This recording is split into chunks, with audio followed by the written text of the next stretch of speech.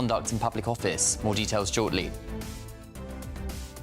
And sex checks scrapped. New government guidance tells staff not to question the gender of those using toilets and changing rooms. And there's this holiday tax raid because the price of your summer getaways could skyrocket as ministers consider a £1 billion VAT grab on airport fees. Feeling pretty hot out there, Few what scorcher. Britain is braced for a huge heatwave with could see hottest temperatures ever recorded in May. Get your shades and sun cream on, folks. There are many countries in NATO that agree with us that Iran can't have a nuclear weapon, that Iran is a threat to the world. So the president said, fine, I'm going to do something about it. He's not asking them to commit troops. He's not asking them to send their fighter jets in. Well, have America's allies gone AWOL? The White House is said to be very upset with NATO members for, quote, going into hiding during the Iran war. And today, the Royal Legion marks the 15th anniversary of the end of the Iraq War, and we'll be hearing from veterans throughout the show, including Major General Bill Moore, commander of the 19th Mechanised Brigade. The 2 rules for my team: never leave a man behind and don't allow yourself to be captured. Well, elsewhere today, any moment now, we will hear from the England coach, Thomas Tuchel. He'll announce his World Cup squad. Is it coming home? Maybe, perhaps.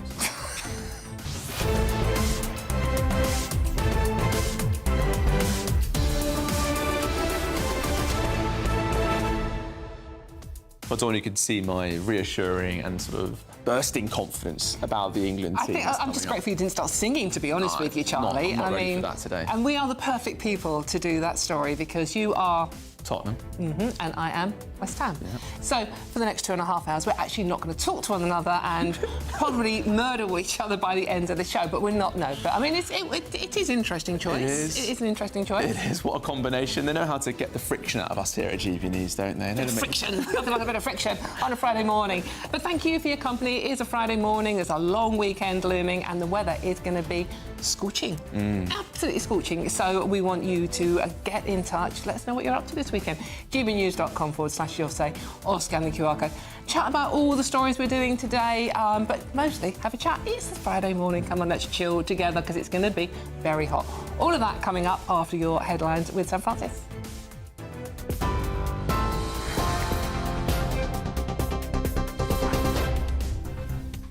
Very good morning to you from the newsroom. An update on the headlines this hour. Police investigating Andrew Mountbatten Windsor are now understood to be looking at potential sex offences as part of their wider inquiry linked to Jeffrey Epstein. Andrew remains under investigation and denies any wrongdoing.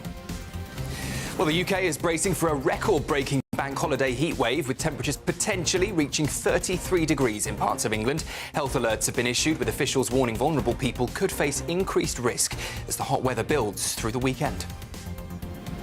NATO jets have been scrambled over Baltic airspace after another unidentified drone entered Latvia. It comes as Ukraine launched a deep strike inside Russia, targeting an oil refinery around 1,000 kilometres from the border.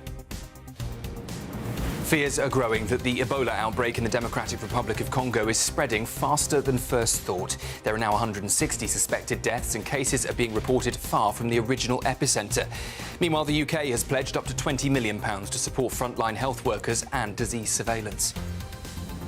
Here, the National Crime Agency says 2 generations of teenagers have been failed by tech firms, putting profit over child safety. The NCA and police chiefs are now backing a ban on under-16s using social media unless platforms remove high-risk features. And MPs are warning that Royal Mail's performance is still unacceptable. That's despite repeated fines from Ofcom. The committee says around 126 million first-class letters may have arrived late in just a year, affecting hospital appointments, benefit notices and fines. Those are the latest headlines for now. Full roundup for the top stories at 10. Tune in to GB News Radio wherever you are. Online, on DAB digital radio, on TuneIn, on Radio Player, on Nation Player and on your smart speaker. Just say, play GB News.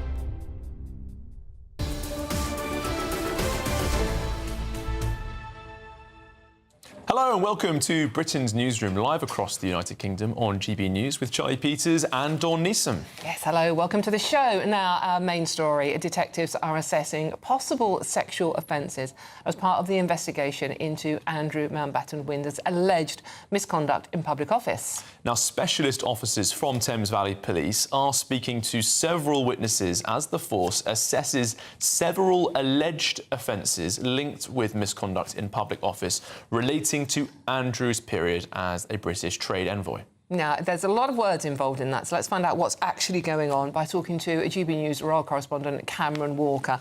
Cameron, there's lots of legal words, obviously, in that introduction. What is actually going on here? Yeah, lots of gobbledygook, isn't there? Yes, let's just remember that Prince Andrew, or former Prince Andrew, I should say, served as UK trade envoy between 2001 and 2011. Now, in February, he was arrested on suspicion of misconduct in public office following the publication of the Epstein files. A couple of those files appeared to suggest that Andrew had passed on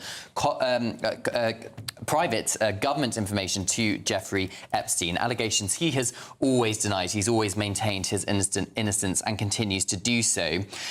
But there was a kind of understanding that the police were only looking into that kind of alleged offence, financial misconduct, for example. But actually, the definition of misconduct in public office, which is that offence, is far more wide-ranging and does also include potential alleged sexual offences. And if you remember, what was also in the Epstein files was that a woman in her 20s at the time was allegedly sex-trafficked by Jeffrey Epstein to the then Prince Andrew at his home in Royal Lodge back in 2010. As I said, Andrew has always denied the allegations against him, but it appears, it's understood that Thames Valley Police is looking into those claims. They are in contact with that alleged victim's lawyers. They have not made contact with that alleged victim as things stand. There's been no official complaint either from that victim to a police force here in the United Kingdom. There are specially trained officers who are very used to dealing with misconduct in public office on the case. Where it gets tricky, and as I said in the tease and the headlines, there is no legal precedent for a member of the royal family being tried or prosecuted under the misconduct in public office offences. Now, there may well be enough evidence to prosecute him separately away from misconduct in public office, but that is something that the Crown Prosecution Service and Thames Valley Police will have to weigh up as they progress with their investigation, which clearly is going to go on for a number of months. As I said, Andrew has always denied wrongdoing, and it may come to nothing. Where does this leave the royal family? Well, Buckingham Palace say they cannot comment, which I must add is different from declining to comment. They say they cannot comment because they don't want to prejudice any potential future criminal proceedings. But of course, it is a headache because, again, we have Andrew, which is the King's brother, let's remember, and is Prince William's uncle, on the front pages of several newspapers this morning, again overshadowing the work of the royal family, and that will continue to happen as this investigation progresses over the next couple of months. Cameron, this investigation, it's got links with the National Police Chief Council. They've got a national coordination group because there'll be other forces looking at other claims and assessing other elements of the evidence in this investigation as well. They're also working closely with the Crown Prosecution Service, with the British government, with the royal household. But there does appear to be an issue that Thames Valley Police have got in that they've made requests to the US Department of Justice for files. They've not got anything back yet. We've also heard from the force's Assistant Chief Constable, Oliver Wright, encouraging people to get in touch and share information, be they witnesses or victim survivors in all these alleged claims that are floating around. But clearly they need more evidence to progress this investigation. Yeah, and it seems, Charlie, that there's a bit of a stalemate when it comes to this. They've asked for the unredacted files, as you say, from the Epstein files, and they haven't received them yet.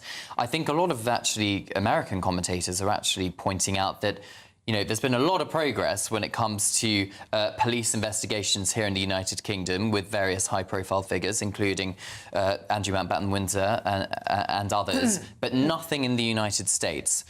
So it will be interesting to see how long it takes for those documents to reach the United Kingdom, if at all. So let's find out. OK. Cameron, thank you. I think what's interesting about this, Dawn, is that this is an investigation that's been going on since February, and I think there probably was a frustration in the police that people thought they were only looking at these allegations around the files, around allegations of information being passed to Jeffrey Epstein, but actually they are assessing so many different possible lines of inquiry here. Now, this is a big team. As I understand it, it's a major crime unit that Thames Valley Police have gathered. Be very interesting what happens. It is the front page of literally every single newspaper this morning. So, I mean, where it goes, we will have to wait and find out. But I for one, am glad the late Queen isn't here to witness all of this mess that the family have got themselves into. OK, let's talk to royal journalist at the Daily Mail and author of Elizabeth II in Private and in Public, The Inside Story, Robert Hardman. Robert, good to see you. Thank you so much for joining us this morning. Robert, I was just saying, I mean, I personally am glad that the late Queen isn't here because Andrew is once again on the front page of every single newspaper and in brackets, but sex offences in the headlines. Yeah, it's another tawdry and embarrassing moment for the whole family. As you say, Dawn, I think everybody is relieved that Her late Majesty didn't have to live through not just this, but I mean this extraordinary series of one after another, the degradation of her son. I mean, the fact that he lost the Dukedom of York. I mean, she was born a Princess of York. Dad was Duke of York, and that title meant so much to her. That went.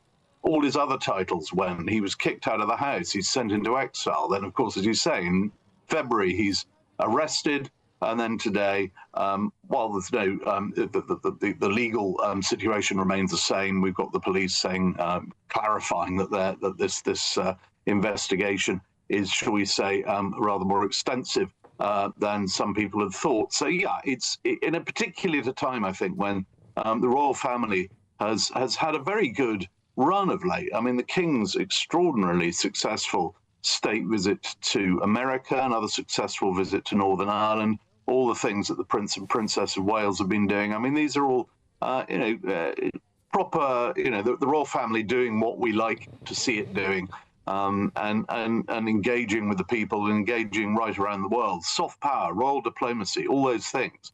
And yet, the headlines today and probably over the weekend will concern the sort of family. I mean, black sheep is sort of understating it. I mean, the Duke of York, as was, has been one of the greatest royal disasters of modern times.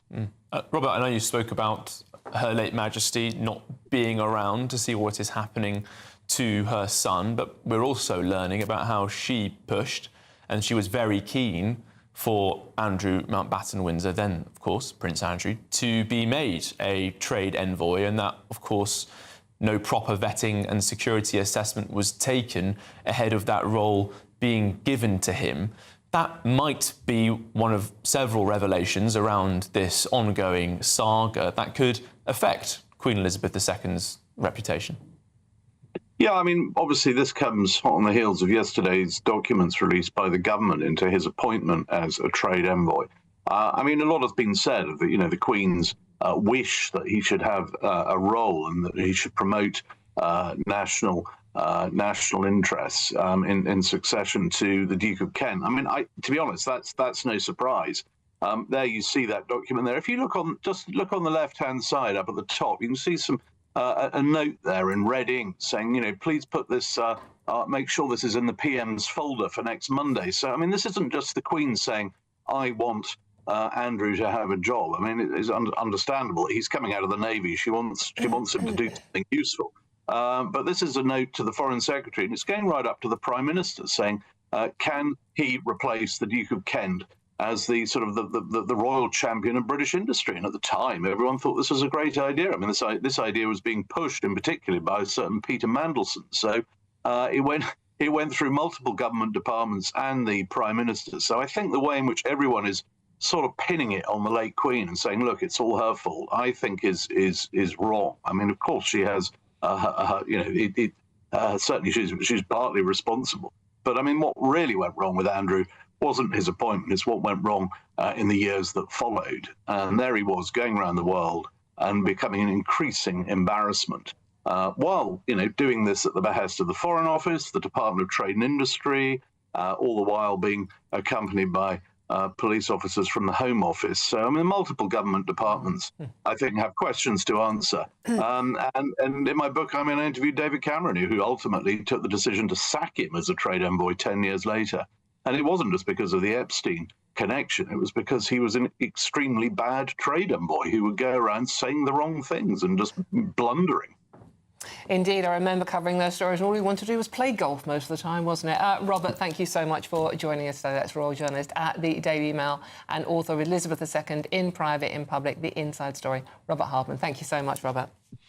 Just to reiterate, Buckingham Palace cannot comment on the latest developments due to that legal advice. And of course, Andrew Mountbatten Windsor has continuously denied any wrongdoing in relation to both allegations of sexual impropriety and also of allegations of sending sensitive documents to Jeffrey Epstein.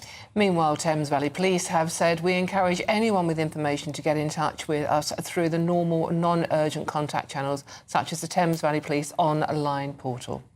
Right, well, still ahead here on Britain's Newsroom. Find out why your summer holiday could soon get a lot more expensive because there's a bit of a government tax grab being Colour me proposed. shocked on that one, Charlie. I have to say, any case, up next is your favourite story, isn't it?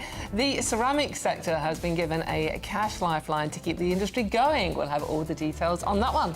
But first, if you're in search of some holiday sun, why on earth would you be doing that? Look out the window. Beautiful. It's gorgeous. But here's the forecast for some of the top European destinations.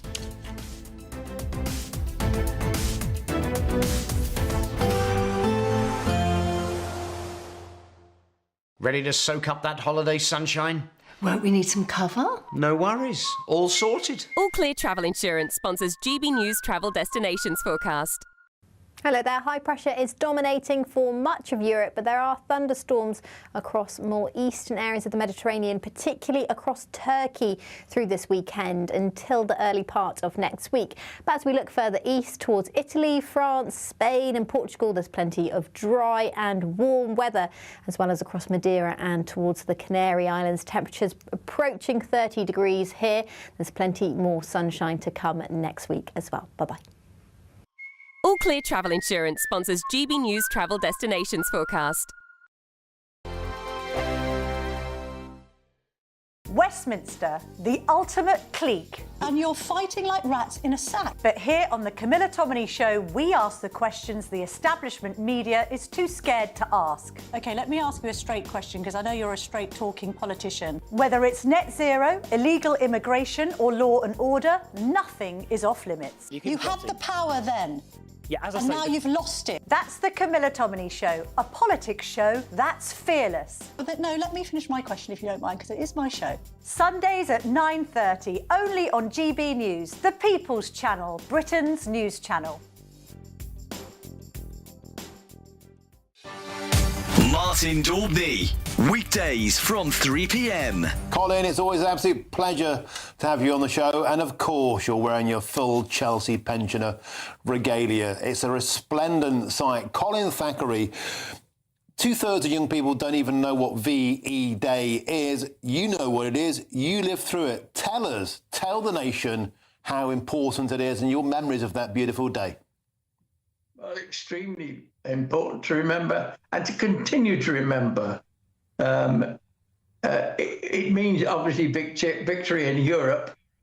And it was a great day because everybody was happy and, you know, we all lived through 5 years of war and it was a smashing time. And I'd rather hope that people will continue to do so. Do you think the problem now, Colin, is we've got a younger generation who are taught badly and they're taught often to be ashamed of British history. We talk about slavery, the evils of empire, yet we don't celebrate the genuine heroism of V-Day and people like yourself. Yeah, it's a shame. You know, 2 years ago, we were in Korea. We went across for a revisit and I hadn't seen the place for 70 years. And it was extraordinary. The place was, the school was built up and the people were marvellous. And every child knows exactly when the war was there, what we were there for. And we were told, I was told by a 9-year-old, it never occurred to me, that look, if you didn't come, we would be living the same as North Korea. That's a shame, isn't it? GB News, the People's Channel.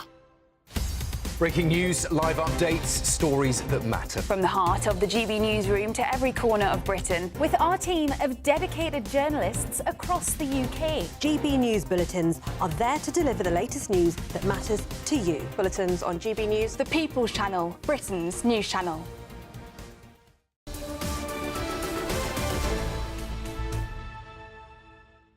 Welcome back. It's 9:51. You're watching Britain's Newsroom on GB News. Yes, now there has been some great news for the ceramics sector. They've been given a £120 million package to tackle the rising costs of the industry. Well, earlier this month, I spoke to Mike Raybould, who's the CEO of Portmeirion Group. He wants to expand his company. 2/3 of its products are exported internationally and demand is growing.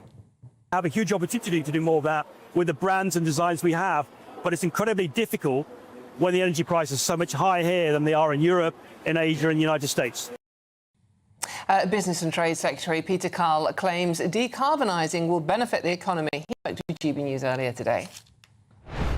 When it comes to issues between climate change and business, industry and the business community tell us that the decarbonisation agenda is the biggest economic opportunity that we face. So if you look at the moment about electric cars, I want our British automotive sector to be there to capture the global market for EVs, and I need to make sure that we are equipped to do so.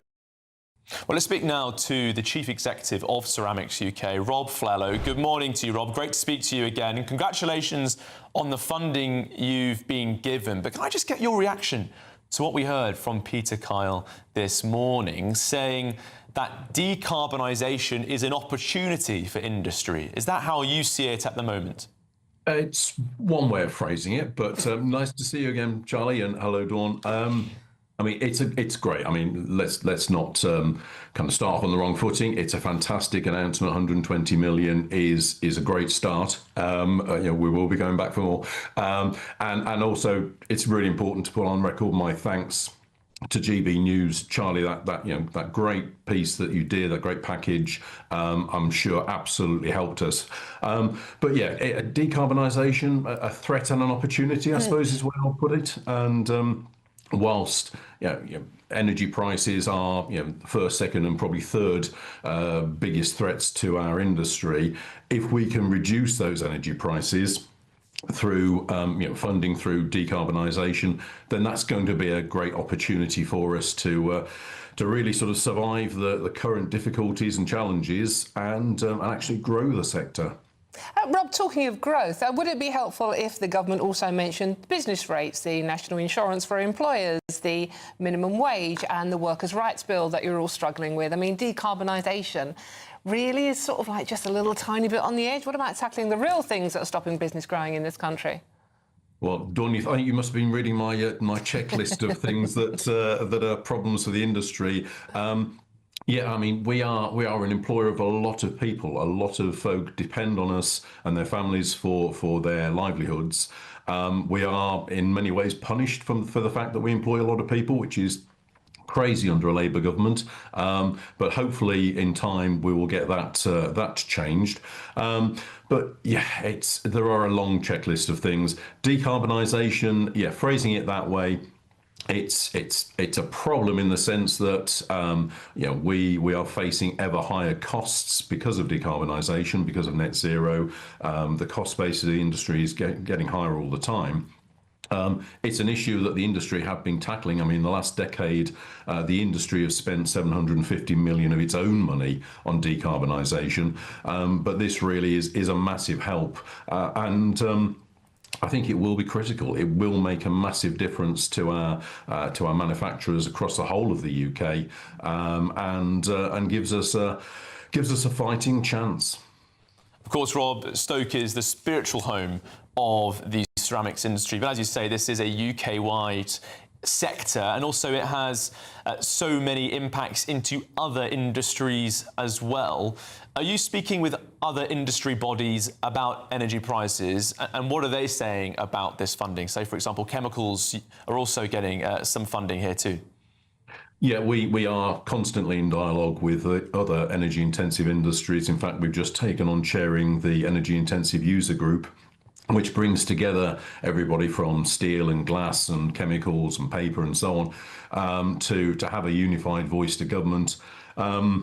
Up until now, the support from government, from successive governments, to be fair, has been very patchy. And this is, in some ways, a long overdue bit of support for our industry. Okay. Where Rob other Fellow, sectors I'm are really sorry, independent. we're running out of time here. Chief Executive of Remembrances UK. But Rob, thank you so much for your time this morning.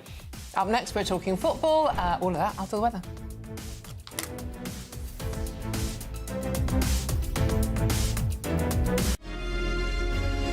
Thank you, Britain, for the thousands of you who are becoming friends of GB News each and every week.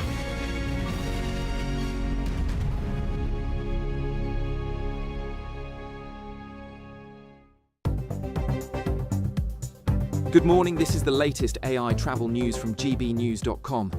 The A737 northbound at Linklive is partially blocked by debris. On the M4 westbound at Junction 4, a crash has closed one lane, normalising by 10:15. M20 westbound between Junction 9 and 8 has a broken down vehicle shutting one lane, clearing by 11:15.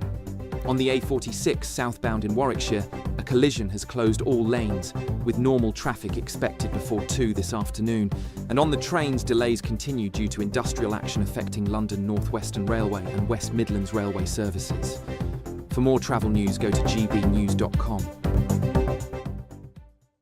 There's a totally tax-free £76,543.21 in cash to be won. Cash to spend on anything you like. That's like having over £6,000 extra to spend each month for a whole year. You could spend it on a bucket list holiday, treats for all of the family, or just save it for a rainy day. For a chance to win, text cash to 63225. One entry costs £2.50 plus one standard network rate message. Or text bonus to 63225. 5 entries cost £5 plus one standard network rate message. Go to gbnews.com/win. Entries start at £2.50. Call 0903 686 3232. Calls cost £2.50 plus your network access charge. Or post your name and number to GB21 PO Box 8690 Derby DE1 9TT. UK only. Entrance must be 18 or over. Lines close at 4 p.m. on the 26th of June. This is a network giveaway. Entries will be pulled. Please check the closing time if listening or watching on demand.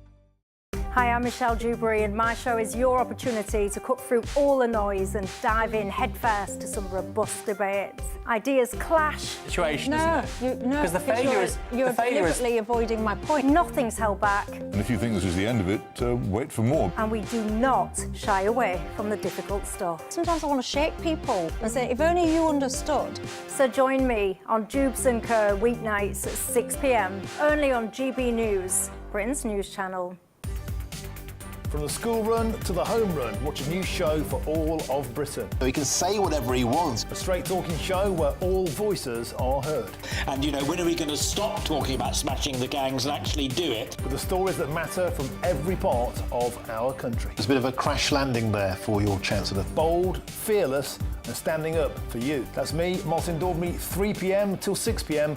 weekdays, here only on GB News. The People's Channel, Britain's news channel.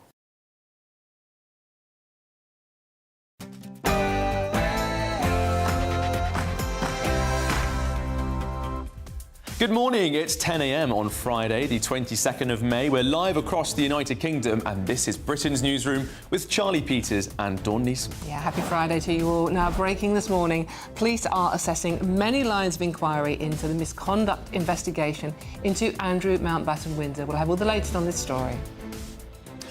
And there's a holiday tax raid because the price of your summer getaways could skyrocket as ministers are considering a £1 billion VAT grab on airport fees. And sex checks are scrapped. New government guidance tells staff not to question the gender of those using toilets in changing rooms. And Britain is braced for a huge heat wave, which could see the hottest temperatures ever recorded in May. Get your shades and sun cream on. But with the good weather obviously comes, yes, the small boats. Mark White, are we expecting an incoming Starmada? Well, it's certainly perfectly possible because we've got 4, maybe 5 days of good weather. The first boatload of illegal migrants has now arrived in Dover Harbour within the last few minutes. 76 migrants offloaded there. And any moment now, England coach Thomas Tuchel, he'll announce his World Cup squad. Is it coming home? Is it not? We're not sure. Possibly, maybe. Well, I'm just going through them now, and I think I've decided that we're going to win the World Cup this year. How about that? We'll go through them shortly. And today, the Royal British Legion marks the 15th anniversary of the end of the war in Iraq. And we'll hear from veterans throughout the show, including Major General Bill Moore, commander of the 19th Mechanised Brigade. 2 rules for my team: never leave a man behind and don't allow yourself to be captured. And Bill and thousands of others at the National Memorial Arboretum today will be remembering those thousands that returned home injured and the 179 here on the Basra Memorial Wall who died in Operation Telic.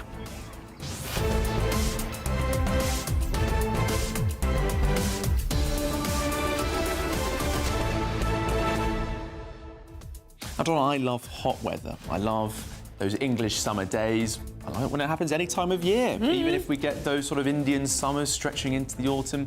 But one of the costs of working at GB News over the last 4 or 5 years or so... You're not going to mention me by name, are you? No, you're safe. Is that every time there's hot weather, I start thinking about Mark White. And I start thinking about the fact that he's got a lot of work to do. And that, not because I think Mark's going to be sunning and I'm, worried about his sun cream application, because I'm very worried about the fact that I know he'll be glued to the coast. And that, unfortunately, because of our lack of proper processes for preventing small boats crossing, the only thing that helps is the weather. So sunny weather means more illegal immigration. Yeah, it is. It is a worry. And I start thinking about Mark White for completely different reasons, which I won't go to live on air. But thank you for all your messages. Lots of you are saying what you're up to today and over the weekend. Lots of you going for lovely sunny walks this morning. And you're taking us on the radio. Remember, please do, if you're out in the sunshine, out in your garden, going for a lovely walk, we're on the radio and we're on your iPad and your telephone and all that. So you can keep up with us as well. Let us know what you're up to or talk about all the stories we're talking about. gbnews.com/your say.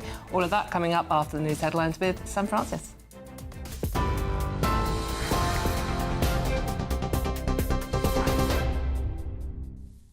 Very good morning to you. Just after 10 o'clock, the top story this hour. Police investigating Andrew Mountbatten Windsor are understood to be looking at potential sex offences as part of a wider inquiry.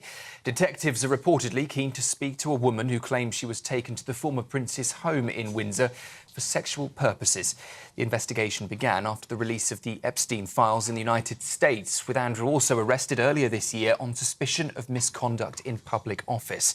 Thames Valley Police says misconduct in public office can take different forms, and detectives are following all reasonable lines of inquiry. Andrew strongly denies any wrongdoing. In other news, the UK is bracing for a potentially record-breaking bank holiday heat wave. Temperatures could reach up to 33 degrees in southern England and the Midlands, with forecasters saying the May temperature record could be broken. Health alerts have been issued now across much of the Midlands, eastern and southeast of England. Officials are warning of risk for vulnerable people, including those with dementia, heart conditions, asthma and other lung conditions. The RNLI is also urging caution around open water. NATO jets have been scrambled over Baltic airspace after another unidentified drone entered Latvia for a third consecutive day. Baltic states have blamed Russian electronic interference for pushing drones off course, though Ukraine has also faced criticism as it increases strikes on Russian energy infrastructure. Ukraine has also launched a long-range attack on a refinery in Russia's Samara region, around 1,000 kilometres from the border. Meanwhile, Vladimir Putin has been observing joint nuclear drills with Belarus, describing nuclear weapons as a last resort, but also a guarantor of Russian sovereignty. Well, fears are growing that the Ebola outbreak in the Democratic Republic of Congo is spreading faster than first thought. Health officials there say there have now been 160 suspected deaths from 670 suspected cases. Confirmed infections are also now being reported hundreds of miles from the original epicentre. There has also been unrest at one outbreak hotspot where witnesses say they saw protesters setting fire to tents at a treatment centre after disrupting and disputing the cause of a patient's death. The World Health Organization has declared a public health emergency now for international concern, while Britain has pledged up to £20 million to support frontline workers. Here, the National Crime Agency says 2 generations of teenagers have been failed by tech firms putting profit over child safety. The NCA and the National Police Chiefs Council are backing a ban on under-16s using social media, unless, they say, platforms change high-risk features. They point to unrestricted contact from unknown adults, harmful algorithms, weak age checks, encrypted messaging and nude image sharing. The NCA says it received 92,000 reports of potential online child sexual abuse activity from tech companies last year alone. That is a 4-fold increase in just 7 years. MPs are warning Royal Mail's performance remains unacceptable and says Ofcom has 6 months to prove it can regulate the postal market properly. The Business and Trade Committee says Royal Mail has continued to miss targets despite fines every year since 2022. It also says around 126 million first-class letters may have arrived late over a year, with consequences including missed hospital appointments, delayed benefit decisions and fines, all arriving too late to challenge. Ofcom says it has fined Royal Mail more than £37 million and demanded a credible improvement plan. And do stay with us for that breaking news in the sport. I won't spoil it for you, I'll leave it for Paul to do, but it does look like there are some big names who have missed the cut for England's World Cup this year. So stay with us for that. Next, though, a look at the markets. Taking the ups and downs in our stride. Stilts Home Lifts sponsors the GB News Finance Report.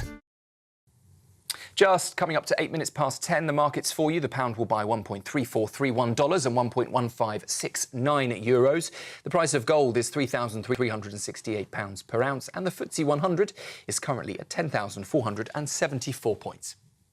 GB News Finance Report, brought to you by Stilts Home Lifts.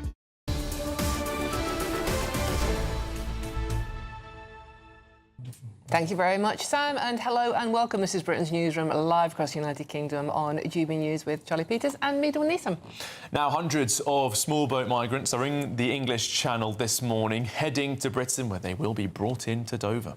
Yeah, this is the start of what GB News has been told could be at least 4 days of illegal crossings. And Mark White is here with us in the studio with the very latest on this.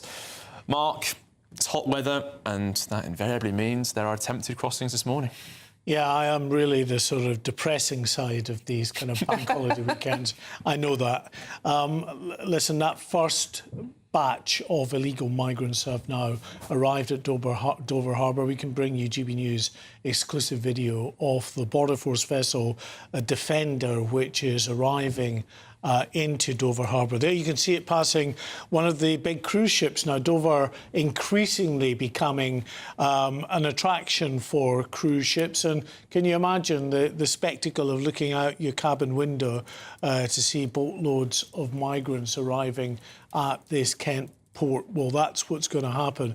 It's interesting, there's been quite a few people been trying to point out that the government data over the last week, 10 days, has showed no small boat activity in the Channel and claiming success.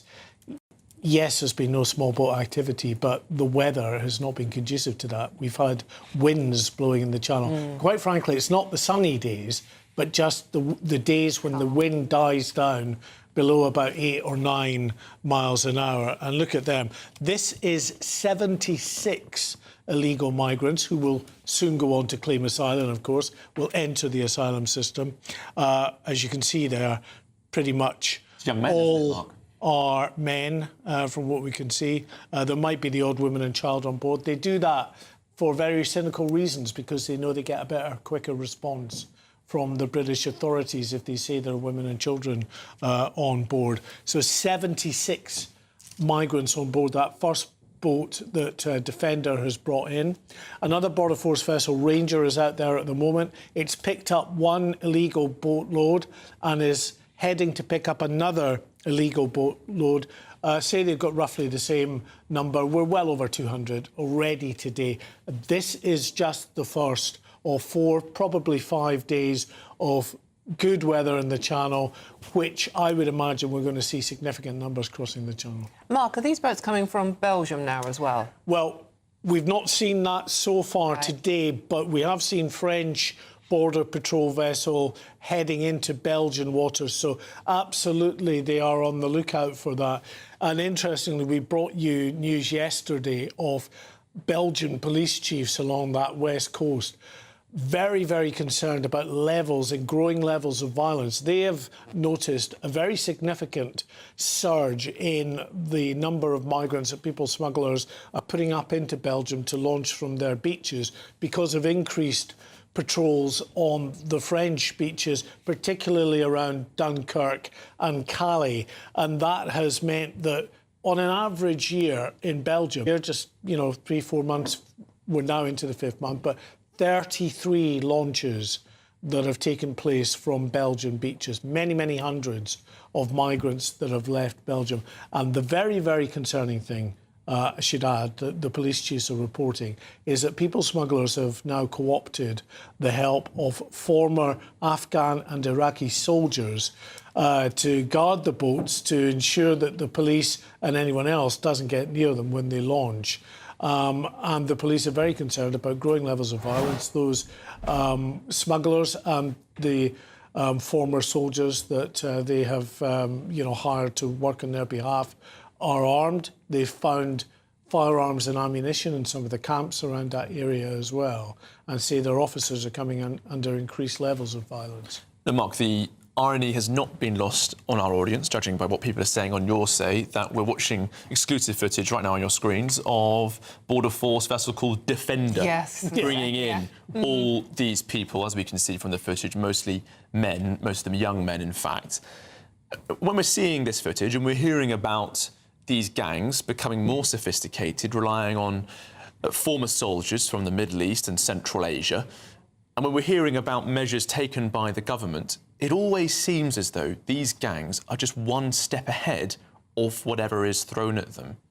It's a classic game of whack-a-mole, Charlie, that, whatever they do, the British and French authorities, for instance, in trying to up security in one area, and remember, we're just giving the French now another deal of £662 million of UK taxpayers' money to guard their own beaches, by the way, which they have the sovereign duty to do that in their own nation. That should be their duty to stop criminality and people embarking on dangerous journeys from their shores. It's not a basket case of a country. It's France. It's France, for goodness sake. It's a sovereign nation. It's not like we're funding, say, like Tunisia or Libya, as European countries do to prevent them.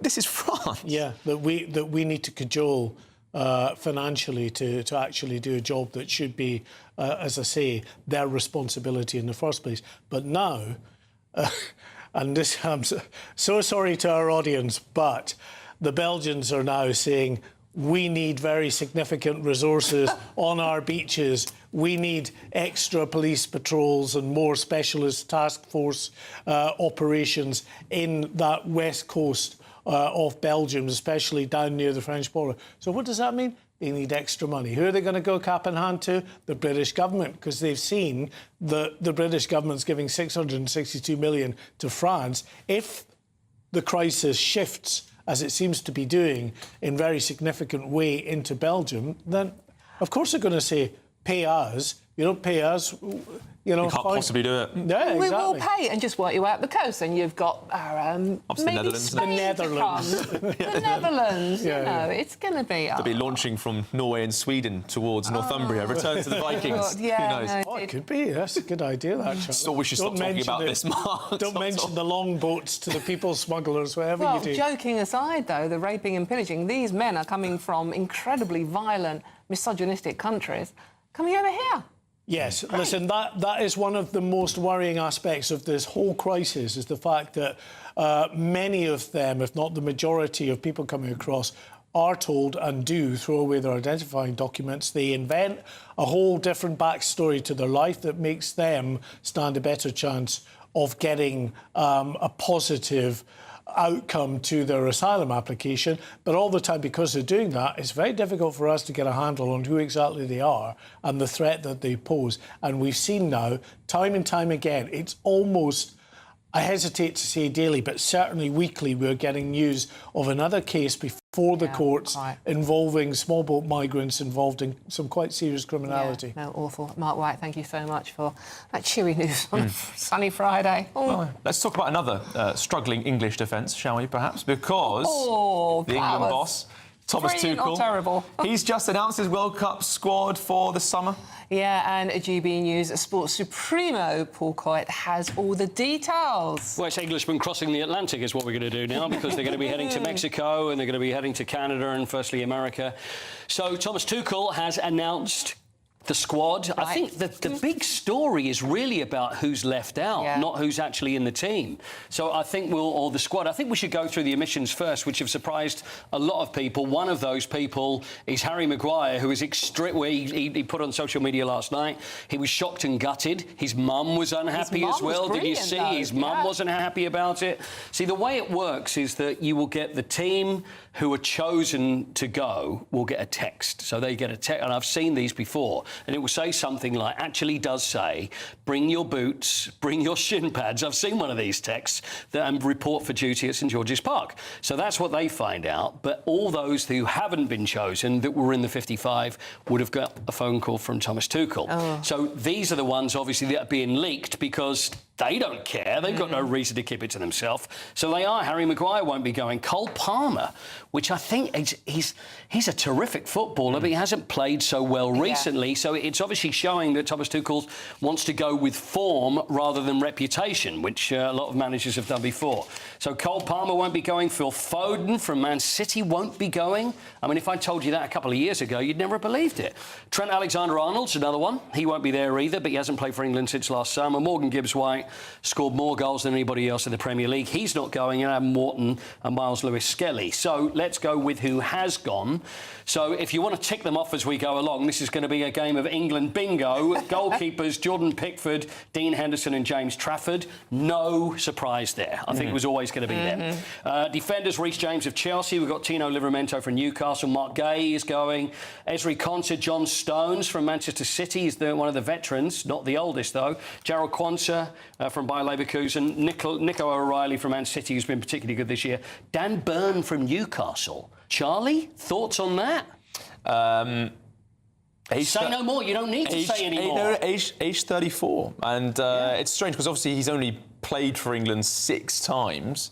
But I wonder with this, I know you're going to get onto in a moment about Jordan Henderson being included. There is a sort of men of experience. There is, absolutely. I mean, I thought I was going to get the call up the way things are going. But Dan Burn, so this is probably where Harry Maguire's looking, thinking, why is this not me? Jed Spence from Spurs is another interesting one. So he's been chosen. Midfielders, so obviously Declan Rice is going. Got Elliot Anderson from Nottingham Forest. Jude Bellingham, he's back in favour again after just a little bit of time where I think that the manager was just checking him out, maybe leaving him out and see how he reacted to that. But he's got to go. Jude Bellingham for Real Madrid. So Jordan Henderson, he's now coming up to his 65th birthday. He's one of the only players that's actually playing in the World Cup winning side of 66. That's how old Jordan Henderson is. But he will be there, which is... You need... I think in every team you need experience. You do. And it's always a mixture of old and young, lovers and fighters. And that seems to be the way. Morgan Rogers from Aston Villa, I think, is a good call. And Kobbie Mainoo as well, who was also out of favour at Manchester United with the last manager, Ruben Amorim, but now he's back in favour with Michael Carrick, so he's done him a huge favour. And the forwards, well, the captain, Harry Kane, obviously is there. We've got Ivan Toney, which is a real surprise to a lot of people because he's playing in Saudi Arabia. Yes. He's banging them in Saudi Arabia, but the quality... Exactly. It's a different world, isn't it? It is. It really is. But it's very interesting that he's included him. Ollie Watkins from Aston Villa, he's back in the frame. Bukayo Saka from Arsenal. Noni Madueke from Arsenal was there. Marcus Rashford, who's playing at Barcelona now, he's back in there as well. Anthony Gordon from Newcastle and Eberechi Eze from Arsenal. So there's the 26 plus the ones that are left out. What's your biggest surprise out of that lot? My biggest surprise is, I think it's, you know what, I've got to say, it's the ones that are left out. Cole Palmer for me. I think probably Cole Palmer. I thought even if he's not on form, you know, it's this he makes things form happen. and you know. And I think he's a fantastic footballer, and I think it's a surprise he's not going. 23rd, Ghana at 9, and then on Saturday, the 27th of June, the final group game, Panama at 10 p.m. So they're all quite late kickoffs because, of course, the other side of the Atlantic. And pubs can stay open until 2 in the morning. And I got a feeling I won't be going to bed throughout the whole time. I'll probably have to stay up and everything. Sure. So, yeah. I think you'll manage. Do you think I'll manage? Living on the fizz of England's success. That's exactly. It is exactly what I'll be It's coming home. Well, congratulations to all those in the squad. I mean, great. And commiserations to those that haven't been selected, including West Ham's Jarrod Bowen. I can't think why there's no West Ham players in there. Neither can I. I'm a very great happy. season. I'm very happy about Dan Burn, actually, having had time to ruminate on the question. You've had 3 minutes to think about it and you're happy. I'm happy for him too. I've suffered watching Dan Burn play football for Newcastle against Spurs on so many occasions. I remember being particularly rattled watching Spurs lose to Dan Burn while hearing thousands of Geordies singing "He's from Blyth." Yes. You'll never ever beat Dan Burn. I just think it's such a hilarious chant. I can see him going up with the semi-final, nodding one in the top corner. And maybe tens of thousands of England fans will be chanting, "He is from Blyth." Yes. And you'll never ever beat Dan Burn. Yes, there you go. Could be coming. I doubt your way it, soon. but hey, we'll wait and see. Thank you very much, Quoty, on that one. Interesting names there. Let us know what you think. gbnews.com/your say. Would you agree with that selection? Right now, it's time for the Great British Giveaway. It's your chance to have a spectacular summer this year. What are we offering, Dawn Neeson? We are offering £76,543.21 in tax-free cash to make the coming months special. Well, until Rachel Reeves gets to hear about it, obviously. It's our biggest summer prize, and it could be yours. And here's what you need to do to win it. We're counting down to a spectacular summer. It's your chance to win £76,543.21 in totally tax-free cash. A lump sum that you could have in time to splash out with this summer. Imagine all the things you could do with that cash. Give the garden a glow up, max out on a new motor, or just make sure the coming year is your year. And because it's tax-free, you get to keep every single penny for a chance to win £76,543.21 in tax-free cash. Text cash to 63225. One entry costs £2.50 plus one standard network rate message. Or text bonus to 63225. 5 entries cost £5 plus one standard network rate message. Go to gbnews.com/win. Entries start at £2.50. Call 0903 686 3232. Calls cost £2.50 plus your network access charge. Or post your name and number to GB21 PO Box 8690 Derby DE1 9TT. UK only. Entrance must be 18 or over. Lines close at 4 p.m. on the 26th of June. This is a network giveaway. Entries will be pulled. Please check the closing time if listening or watching on demand. Good luck. Good luck indeed. That'd be lovely, wouldn't it? I wouldn't say no. But we can't enter, can we? No, sadly not. But you can. Yeah, you can. So please do. I mean, come on, it'd be a lovely summer and we need it, don't we? OK, Labour is facing a backlash over plans for talking of money, a £1 billion tax grab on family holidays. And that's just as the Chancellor unveils those new measures to help families with the cost of summer days out. You know, clowns and things. Clowns and things. Speaking of people who are not clowns, we'll be going through all of that with Emma Trimble and Jonathan List. Jonathan looking quite muted in his dress today. Not gone for the clownish costume. See them both very shortly. This is Britain's Newsroom, only on GB News. Do you trust what you're being told? Good, because neither do I. Those are just facts. I'm Alex Armstrong, and on my show, we'll expose the spin. Well, I want to answer that, because you didn't let me last time, because you always speak over me. The broken promises. To deny that is denying the truth. And the hypocrisy. Needs to stop. You think we can allow? Politics, policy, parliament. Nothing is off limits. No sugarcoating, no fear of offence, just the truth laid bare. Tune in every Saturday and Sunday at 9 p.m. for Alex Armstrong Tonight, only on GB News, Britain's news channel. 5 hosts, 5 opinions, 5 fearless debates, 5 unfiltered takes on the day's news. 5 reasons not to be anywhere else on Saturday night. This is the Saturday Five. You got me.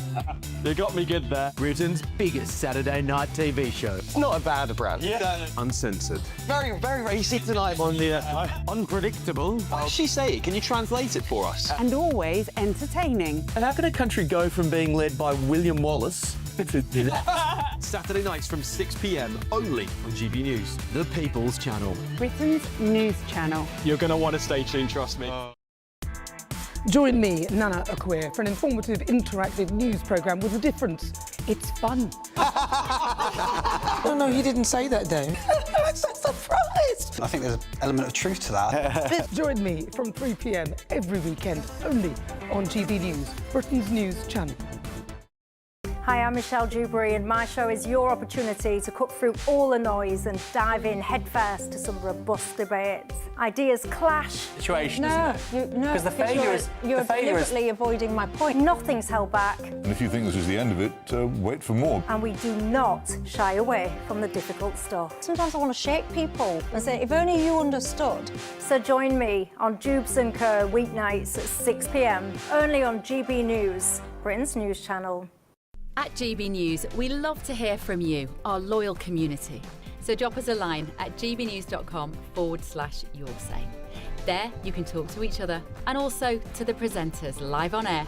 gbnews.com/yoursay, because GB News is your channel, Britain's news channel. You want to know what's really going on in the corridors of power? Labour don't know what to do with you half the time, and that makes you quite lethal in the chamber. Get behind the headlines with Chopper's political podcast. Join me, Christopher Hope, as I sit down with the great and the good of British politics. We'll see where this ruling takes us. These are the stories shaping our nation. Chopper's political podcast, available now on all platforms. Listen in and stay ahead.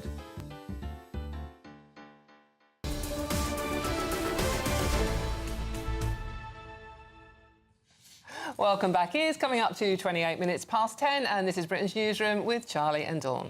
Now we're joined in the studio by the writer and broadcaster Emma Trimble and the political commentator Jonathan Liz to go through all the top stories today. Well, the ones that we can talk about. So let's start with the so-called death of the seaside, Emma. There's been a study published in the Daily Mail saying that we have a strained relationship with the outdoors, in particular the seaside, that, was it, 1/5 of us have not swum in the sea for a year. Which I think is probably not abnormal, given that we live in Britain and probably most people only swim in the sea when they go on holiday because it's cold.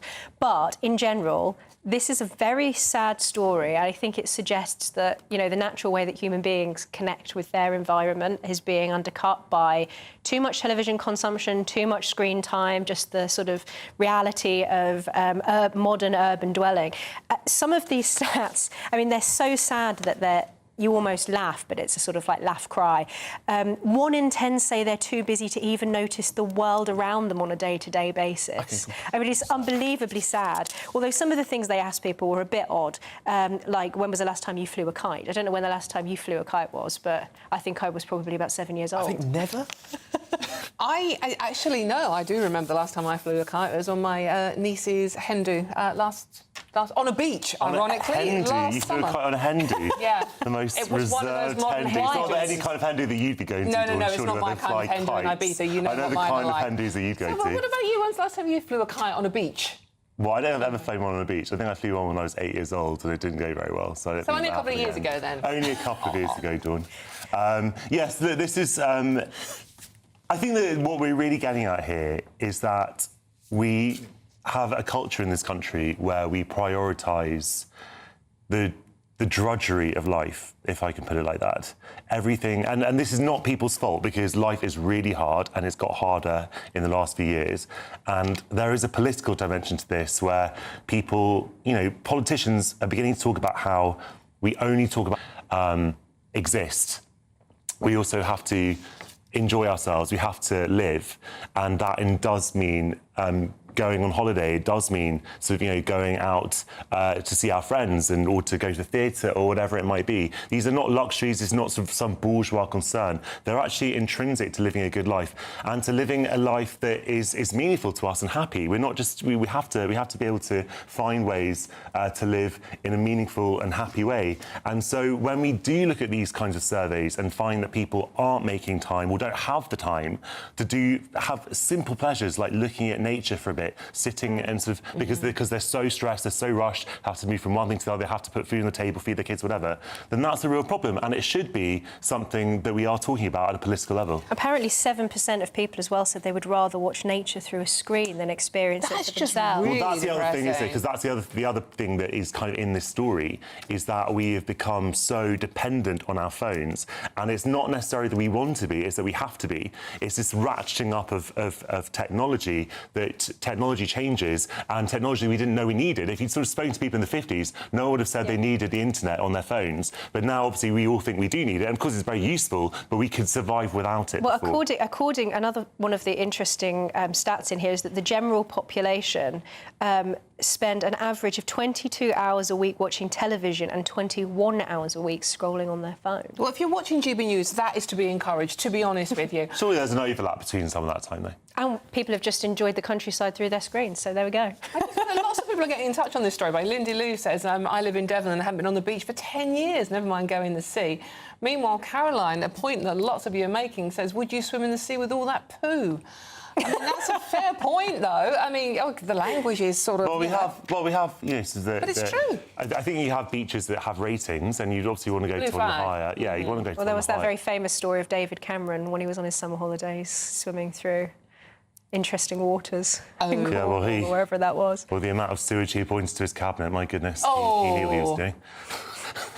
Right, well, look, leave it on that note. It's been a charming catch-up. Yeah. I'd just like to leave with this really distressing statistic. The average Briton has not seen the sun set for 1 year and 3 months. Oh, that's sad. I take pictures of sunrise every single morning, even if the sun isn't rising. Should we go speak to someone who's almost as gorgeous as a lovely sunset? Sam Francis. For a 60-second news update.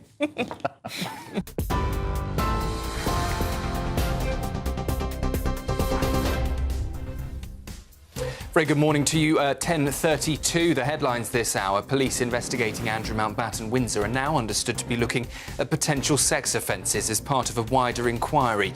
Andrew remains under investigation for misconduct in public office and denies any wrongdoing. Well, the UK is bracing for a record-breaking bank holiday heatwave with temperatures potentially reaching 33 degrees in parts of England. Health alerts, though, have been issued, with officials warning vulnerable people could face increased risk as the hot weather builds through the weekend. NATO jets have been scrambled over Baltic airspace after another unidentified drone entered Latvia. It comes as Ukraine launched a deep strike inside Russia, targeting an oil refinery.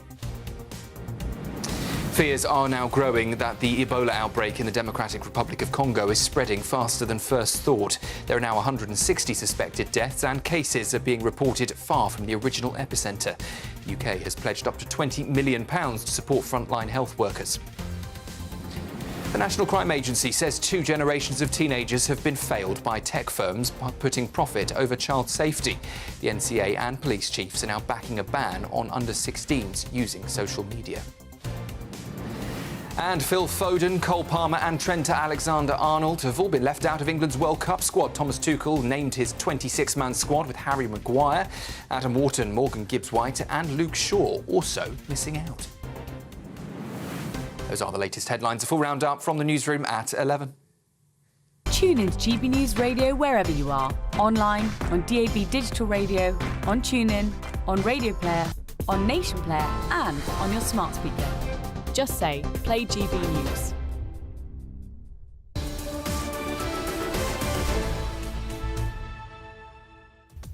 Thank you very much, Sam. As gorgeous as a sunset. OK, we are crossing over... Lucky Sam! Good job. We're crossing... Just let it float with you. Anyway, we're crossing over to the National Arboretum in Staffordshire, where they're marking the 15th anniversary of the end of the war in Iraq. Please don't miss some very moving stories involved. This is Britain's Newsroom on GB News.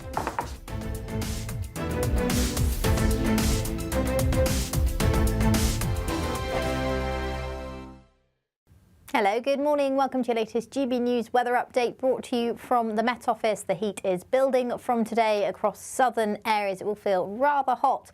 Sunny day to come for many of us, but it will remain cloudier across the north and west. Much of western Scotland, parts of Northern Ireland, seeing a pretty cloudy day. We could see quite a lot of cloud across this morning, across more western areas of Wales, southwestern England too. But further east, plenty of sunshine, albeit a little bit hazy at times, but it's going to be feeling pretty hot out there. Temperatures are likely to approach 28, 29 degrees across the south and east and into the low 20s further north as well. But we'll just be in the high teens across parts of northwest. That's because we've got weather fronts lingering across the far north and west into parts of Scotland as well as Northern Ireland through this evening. So a cloudy evening to come, slightly fresher than elsewhere, which may be good news for you. Some heavier bursts of rain now and again, but the rain's going to be relatively light, I think, across Northern Ireland and western Scotland. Dry elsewhere, some thicker cloud pushing into West Wales down to the far west of Cornwall too through this evening, bringing perhaps a bit of a murky start to the day on Saturday. Some mist and fog around across more central areas of England through the night, as well as a weather front pushes eastwards across the country, bringing some lingering cloud to start the day on Saturday. But for most of us, it should be a pretty dry and relatively mild start to the day. Some sunshine here and there, and that sunshine will only get longer lived as we head through the day on Saturday, particularly across England as well as Wales. Eastern areas of Scotland, eastern parts of northern England also seeing some strong sunshine. UV levels are very high throughout this weekend, as well as pollen levels, so do take preparations if you're heading out in to enjoy the sunshine. It's going to feel very warm with temperatures climbing to 30 degrees, possibly just above across the far south and east. Bye-bye. Thank you, Britain, for the thousands of you who are becoming friends of GB News every week. You're not only watching and listening to our programmes, you're becoming part of them too. Good morning, this is the latest AI travel news from gbnews.com. The A8 westbound on-slip at Junction 6, Newhouse, remains closed for essential maintenance, with one lane shut from Newhouse to Chapel Hall. On the M4 westbound entry slip at Junction 4 in Greater London, a collision has closed one of two lanes, expected to clear around 11:23 this morning. Meanwhile, the M20 westbound in Kent between Junction 9 and Junction 8 has one lane closed due to a broken down vehicle, with normal conditions anticipated by 11:39 this morning. And on the trains, London North Western Railway and West Midlands Railway services are affected by industrial action. For more travel news, go to gbnews.com.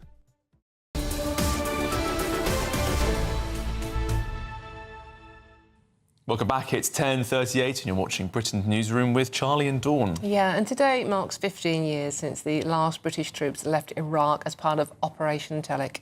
Now, the operation saw 179 British service personnel lose their lives, with many thousands returning home injured. Yeah, and the mental scars as well. GB News national reporter Jack Carson joins us live from the National Memorial Arboretum. Jack, how's it going? Yeah, good morning to you. Well, we're not far away now. Midday is when we're going to have this service, of course, today, marking 15 years since the last British troops left Iraq as part of Operation Telic. We're at the Basra Memorial Wall, which was rededicated here at the Arboretum in 2010. Of course, it was out in Basra, names and plates of those 179 personnel who died, many already this morning coming to pay their respects, to remember those who would have lost friends, comrades, and Janet Riddell joins us now. Tell us about when you got the call to go to Iraq as part of Operation Telic. You were part of the Royal Navy. That's correct, yes. I got my draft around about June 2006. For a draft in October 2006, so I was actually sent out there October 2006 for a 6-month draft. I was sent out there to be Chief Clerk to the General, serving in Baghdad in Saddam's old palace. My job entailed changing money, which meant that I had to do a helicopter ride once a week to the international zone, to the British camp, because I was actually serving on Camp Victory, which was run by the Americans, to change the dollars and the checks. On one occasion in December, I did the same trip that I've been doing for the last couple of months, and unfortunately on our way back they shot us down, they brought us down with small arms fire over Sada City. which meant that I got thrown forward, badly damaging both knees, in particular my right knee. And I was about 3 months after I was sent back to Celio, my knee was popping and clicking and popping in and out. Once they went into it, they saw the extent of the damage. It was so badly damaged that I was eventually medically discharged in 2008, May 2008, after 18.5 years service in the Royal Navy. I was then just left on a whim, and then I found charities like the Royal British Legion, Turn to Starboard, Blesma, the Royal Navy Benevolent Trust. But after several operations, they decided that they couldn't save my leg, and in 2017 my leg came off. We did have guess the weight of the leg, so we made light heart of that, so we raised some money, but unfortunately due to my nightmares, which I still suffer with today, I couldn't be put under a general anaesthetic, so I did have to stay awake for all of my operations, including my amputation. I mean, what was it like that day-to-day in Iraq? We've heard lots of stories already from people today about the heat, but also, you know, coming under fire almost constantly at times. What was the day-to-day reality like on the ground? I was on the base.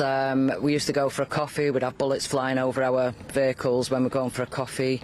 We were constantly being bombed. Saddam was hung while I was out there, and it got worse the day after. I'd just hug my friend next to me, especially if I didn't have my body armour on, just for comfort, because we just didn't know what was going to happen next. So it was totally different for me, being a Royal Navy person as well. I wasn't used to that. I was used to being at sea. Am I right? That was called the Baghdad Dance? The Baghdad Dance, that's correct. Yeah, we called it the Baghdad Dance. Unfortunately, the same lad I found out the other day passed away 3 years ago, because I was going to hopefully make contact with him here today to pay our respects to the people that have passed and that are still suffering today from the scars of Iraq. And that's the thing, of course, whilst we of course remember conflicts from, as we have done in the past previous years with D-Day 80 and VJ and V-Day 80 last year, there's recent conflicts, people that live around us every day, that we are in amongst our fellow citizens that were in operations like that and still suffer, you know, mental and physical effects of their service today.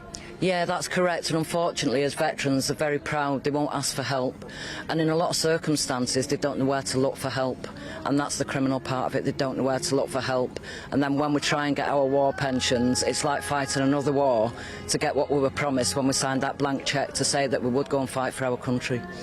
What's it like standing here in front of the Basra wall with all those names? There's 179 names of people. Some of those, of course, you well know, you know, were never able to come back from those operations. You know, the families should be proud of them, but it's also very sad that they were never to be able to live the lives that we've been able to live afterwards and get the help from all these charities. I'm just immensely proud of them, and I'd just like to thank them for their service as well. And what's it like being here today? Why is it so important, just finally, that we mark this occasion today?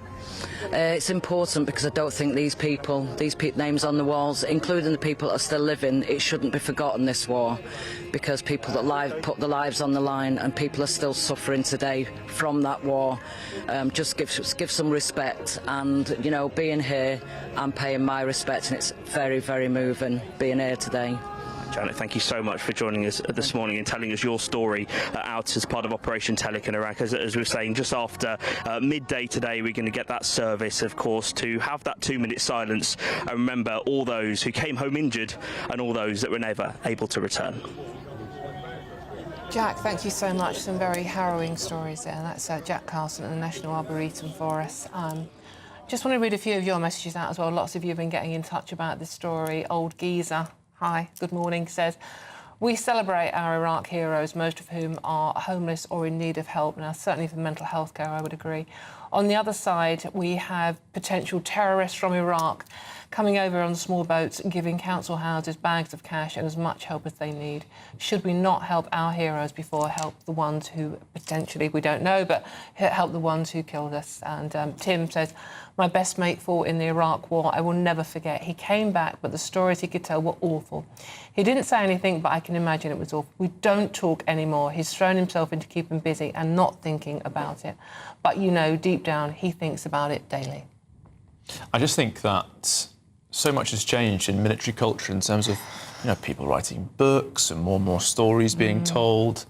I think the Iraq War generation, the second Gulf War, sort of the last where they've really retained a lot of those experiences. They've not been shared so much. It's more common in the United States for soldiers to share their experiences. But There is so much about that war and experiences that British service personnel endured, and indeed in many cases acts of extraordinary heroism and bravery that they performed that we just don't know about. No, indeed, because they haven't been given the support. They weren't given the support then, by the way. I remember covering that Iraq war and the horror stories that the personnel out there were telling us about the equipment they had. They just weren't prepared. They were sent out there without the proper backing and support they needed. But as always, while there are so many opinions about the Iraq war, we can all very confidently say that even if they didn't have the right kit or the right political leadership, they certainly did a very effective job, especially in Basra. Yeah, and that was a very absolutely. effective job indeed. Very, very brave. OK. Now, it is coming up to 11:15. It is a Friday before a bank holiday weekend and the weather is actually rather nice.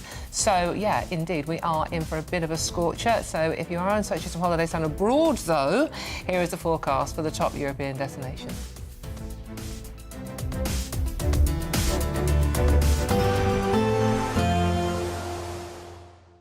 I forecast a perfect holiday in the sun. Weather looking good then? For sure, and no worries about our travel insurance. All Clear Travel Insurance sponsors GB News Travel Destinations Forecast. Hello there. High pressure is dominating for much of Europe, but there are thunderstorms across more eastern areas of the Mediterranean, particularly across Turkey through this weekend until the early part of next week. But as we look further east towards Italy, France, Spain and Portugal, there's plenty of dry and warm weather, as well as across Madeira and towards the Canary Islands. Temperatures approaching 30 degrees here. There's plenty more sunshine to come next week as well. Bye-bye. All Clear Travel Insurance sponsors GB News Travel Destinations Forecast. Exciting news. Every Friday, my Patrick Christie's Tonight Show is going to have a twist to it. We're welcoming some special guests. You. That's right, on Fridays I'm going to be doing my show in front of a live studio audience because this show is about you and what you have to say. It's going to be the same big debates, same big topics, same big opinions. But every Friday night at 9 p.m, you are invited to come on down to Patrick Christie's Tonight to be a part of the action. Only on GB News, the People's Channel, Britain's news channel. This is GB News, Britain's news channel. Today is Victory in Europe Day. Hostilities will end officially at 1 minute after midnight tonight, Tuesday, the 8th of May. This historic proclamation by Winston Churchill was a moment for the nation to rejoice. Celebrations were held across Europe to mark the end of the Second World War.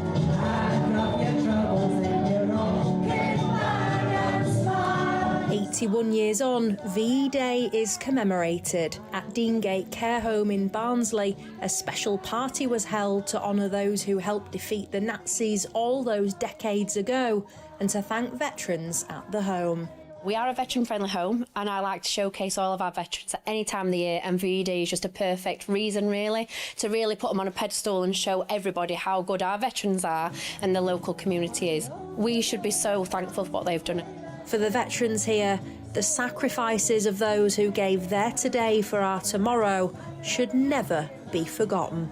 The main thing is that my father's medals, which I wear on my right side, is just a tribute to him and that he served all the way through the Second World War. And, of course, myself, when I served 22 years afterwards. I think it was vital that they remembered this VA Day and, that we carried it on. Their dad was the only one left out of 5 in that tank. So he was injured in there, and he was in the 8th Army under Montgomery's division. GB News, the People's Channel. Westminster's full of talk, but out here, it's the real world. Am I allowed to talk then? No, that's it. This is where it matters, real people and real lives. That's what politics is all about. The fact that Trump made a good start, no. Straight answers, no spin, and just a couple of pints. How many fingers have I got up? About 10. So join me for Lee Anderson's Real World every Friday at 7 p.m, only on GB News. The People's Channel, Britain's news channel.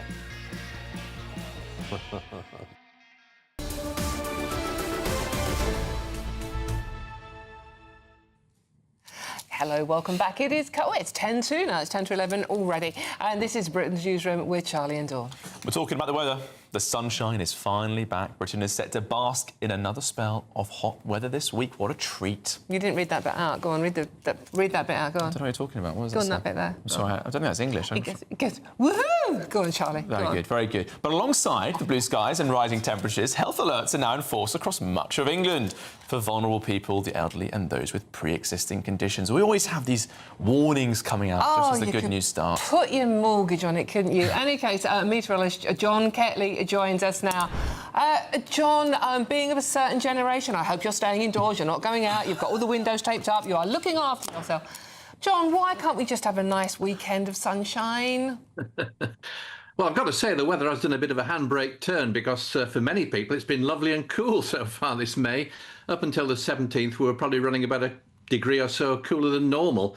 So we've got this sudden change in the weather. It's getting very hot. It is going to be really oppressive and sultry right the way through this bank holiday weekend, and only gradually cooling down, quite honestly, for most of next week as well. Maybe northeastern parts of the country will see chillier weather arriving eventually. But I know for most people this is pretty glorious. You don't want to be caught in traffic jams, mind you, going to the coast or anything like that. And there are these downsides all the time. We talk about air pollution quality. We talk about high pollen counts and strong sunshine, which can give you skin cancer, of course. And we cannot say that these things aren't important. They're very, very important indeed. So we have to take great care when you're out in these conditions as we see this heat wave really begin to intensify in the next 3 or 4 days. John, we are edging to something called the summer, where we expect slightly better weather. How unusual are these temperatures, though? Well, through my experience, I've often found that we do get a short spell of hot weather in the latter part of May, but what normally happens is once you get through to the bank holiday Monday, it suddenly goes downhill again and we get the rain and the cold winds coming back. But it is quite normal during May to get some pretty hot and sunny weather. So nothing unusual about that, but this is particularly intense. So I think we are going to break the May record. It probably will be the hottest day on Monday, and that could well exceed the record temperature we've ever seen in May. That's going back to 1860, so it's not forever. But 32.8 degrees is the record temperature we've ever seen in May so far. And I think there's about an 80% chance that we could beat that somewhere in the home counties in the next few days. Wow. And what's that in old money, John? Gosh, 92, 93, something like that. I don't talk in old money, Dawn, you know that. No one does anymore, do they? John, looking like we've got a live shot on the screen right now of Portsmouth, looking a little bit like a live shot, really, from a Greek island, to be honest, if I can just extend that compliment to the beauties of Portsmouth at the moment. It looks lovely, and we expect plenty of people will be out and about. Good morning to you, sir. Hope he's having a great day. But we're expecting more of that this weekend, aren't we? Plenty of people will be out and enjoying this hot weather. Yeah, there's a bit of a fly in the ointment. Of course, when you get these higher temperatures, some places, and it will be a minority of places, will get an odd thunderstorm breaking out across central or southeastern parts of England in particular in the next 3 days or so. And we've still got some rain affecting Northern Ireland and the west of Scotland too, so there will be some showery rain coming in there, even today and into tomorrow. But by and large, most places we can talk about will be hot and sunny. There's Bournemouth, you see, lovely Bournemouth. Lots of people are going to enjoy the sunshine over the next few days. But as I said at the beginning, you know, one of the problems is everybody's off to the coast or they're off to their favourite place to go and enjoy this warm sunshine. And you could get stuck in traffic jams, which is really just spoils the whole day, doesn't it, really? You could be there 3 hours later than you thought you were going to be. So be positive, enjoy the sunshine, enjoy what we've got given this time. It isn't here forever. We know it isn't going to be the same throughout the summer, but there will be further heat waves coming back. Fantastic. There's absolutely no doubt about that. Thank you, John. And this could be a record. Thanks very much, John Ketley. Great to have your commentary and expertise as ever. Yeah, coming up, all the England chat. We've got the team named. Are we going to bring it home, though? This is Britain's Newsroom, Britain's favourite morning show.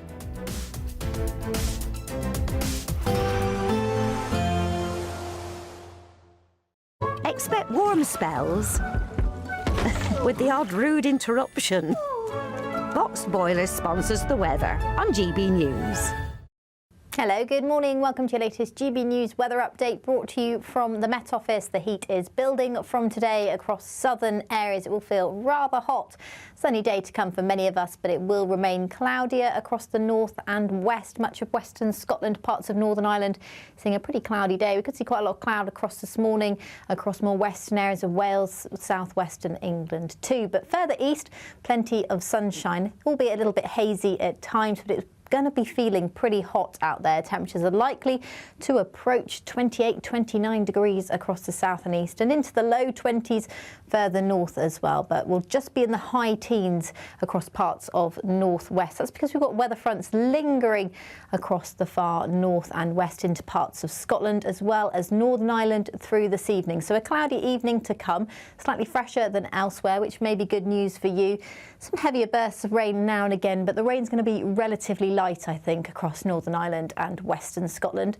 Dry elsewhere, some thicker cloud pushing into West Wales down to the far west of Cornwall too through this evening, bringing perhaps a bit of a murky start to the day on Saturday. Some mist and fog around across more central areas of England through the night, as well as a weather front pushes eastwards across the country, bringing some lingering cloud to start the day on Saturday. But for most of us, it should be a pretty dry and relatively mild start to the day. Some sunshine here and there, and that sunshine will only get longer lived as we head through the day on Saturday, particularly across England as well as Wales. Eastern areas of Scotland, eastern parts of northern England also seeing some strong sunshine. UV levels are very high throughout this weekend, as well as pollen levels, so do take preparations if you're heading out to enjoy the sunshine. It's going to feel very warm with temperatures climbing to 30 degrees, possibly just above across the far south and east. Bye-bye. Expect warm spells with the odd rude interruption. Box Boilers sponsors the weather on GB News. We're counting down to a spectacular summer. It's your chance to win £76,543 and 21 pence in totally tax-free cash. A lump sum that you could have in time to splash out with this summer. And because it's tax-free, you get to keep every single penny. For a chance to win, text cash to 63225. One entry costs £2.50 plus one standard network rate message. Or text bonus to 63225. 5 entries cost £5 plus one standard network rate message. Go to gbnews.com/win. Entries start at £2.50. Call 0903 686 3232. Calls cost £2.50 plus your network access charge. Or post your name and number to GB21 PO Box 8690 Derby DE1 9TT. UK only. Entrance must be 18 or over. Lines close at 4 p.m. on the 26th of June. This is a network giveaway. Entries will be pooled. Please check the closing time if listening or watching on demand. Westminster, the ultimate clique. And you're fighting like rats in a sack. But here on the Camilla Tominey Show, we ask the questions the establishment media is too scared to ask. OK, let me ask you a straight question, because I know you're a straight-talking politician. Whether it's net zero, illegal immigration or law and order, nothing is off-limits. You had the power then. Yeah, as I and say, now you've lost it. That's the Camilla Tominey Show, a politics show that's fearless. But no, let me finish my question if you don't mind, because it is my show. Sundays at 9:30, only on GB News, the People's Channel, Britain's news channel. Bold. They are under no illusion. Ray, are you a human trafficker? Boundless. I've had enough of the nonsense, and I'm not afraid to say it. Don't get us on the BBC. Every weeknight, I tear through the headlines. The smell of gasoline. Should we be worried about it? From Westminster madness to cultural war chaos. What I'm going to do now is they are throwing things out the car as we speak. Get ready, Britain. Here we go. Patrick Christie's tonight, weeknights from 9 p.m, only on GB News, Britain's news channel. As soon as it hits 11 and the headlines come in, The Late Edition brings you the breaking news from all the front pages. because the news is going to happen. So get a head start today. Patrick Christie's tonight, late edition. Alex Armstrong tonight, Late Edition. From 11 o'clock every night. Only on GB News, the People's Channel, Britain's news channel. I've been in Westminster for a long time, but I know that though power may be here, its effect on people's lives is across the whole of the country. We may be where rules are made, but it's where they're implemented that matters. Join me, Jacob Rees-Mogg, for forthright and frank discussion on where Britain has come from, where it's going, and where it will end up. That's State of the Nation, Monday to Thursday, 8 to 9 o'clock. Vox Populi, Vox Day.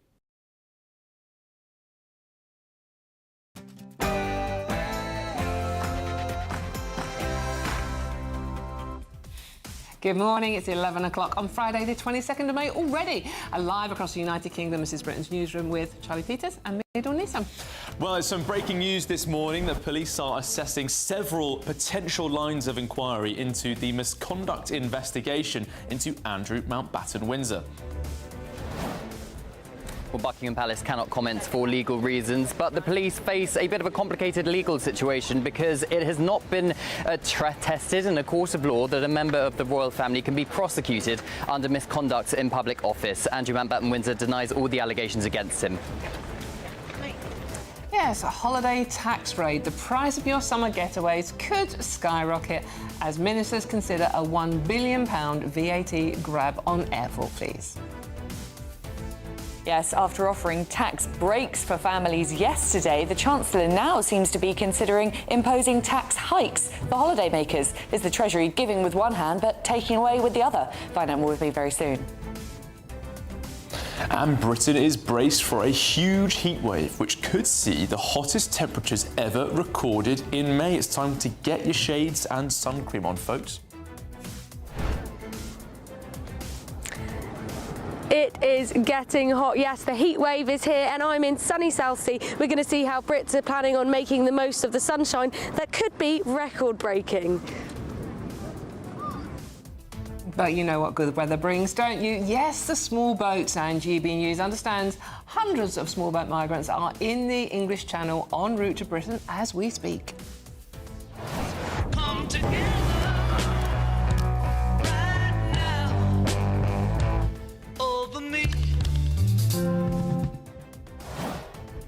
Great little clip that from England, because our coach Thomas Tuchel, he's announced his World Cup squad. There's no room for Cole Palmer, Phil Foden or even Harry Maguire.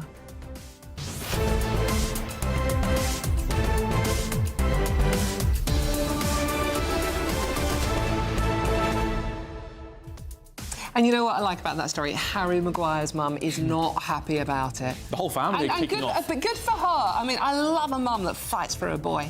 Good for her. I think there is class in sharing your concern privately with coaches and not essentially saying that you've been stitched up because you've not been selected. We want, you know, the country to get behind the team and get behind those who are representing England instead of Harry Maguire. So I have to say I took a slightly different view when I saw those posts on X. They were disgusted that my son's not being selected. No one's got a right to play for England, and the boss thinks that other players are better. Get behind them, support the country. But I think, are you getting behind them? That's an interesting point. Are you getting behind them? Are you excited about this? Now, obviously, Charlie and I support clubs that we are passionate about at the moment. And for me, I would rather West Ham stay up. Right, let's cross over to Thomas Tuchel right now because he's in Wembley and he's speaking about his 26-man squad for the upcoming World Cup in North America.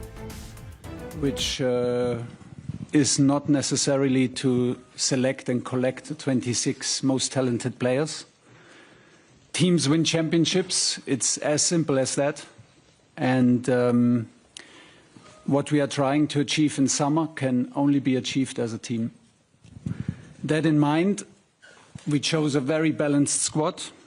We chose 3 goalkeepers plus Jason Steele. I want to take the opportunity and thank Jason for being brilliant and thank Brighton for being so cooperative and supportive. We choose 9 defenders for 4 positions. We chose 7 midfielders for 3 positions, and we chose 7 strikers for 3 positions. I can assure every fan in the country that we have 26 100% committed players in camp with us, who know their role, who are ready to buy into their role on and off the pitch, and who are ready and committed to the idea of team spirit and being unselfish. The squad, I think, has a significant number of players that will compete for starting minutes and starting places. That gives us also the chance to rotate on a very high level. And a significant number of players who carry the sportive responsibility on highest level. We have a huge chunk of usefulness in the squad.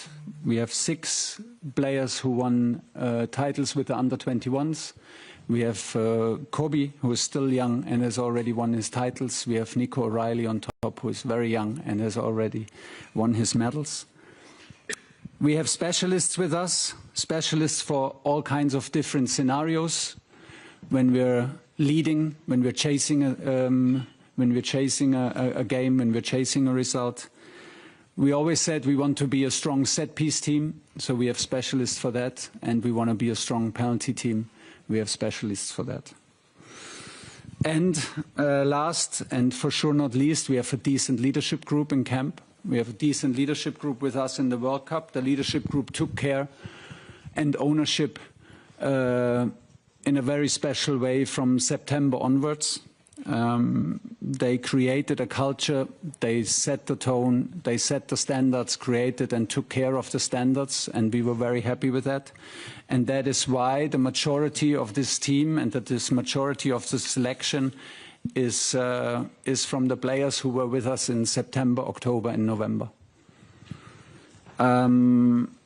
It's important for me to say that I am very grateful to all players who helped us qualify, to all players who had sometimes only one of 6 camps with us.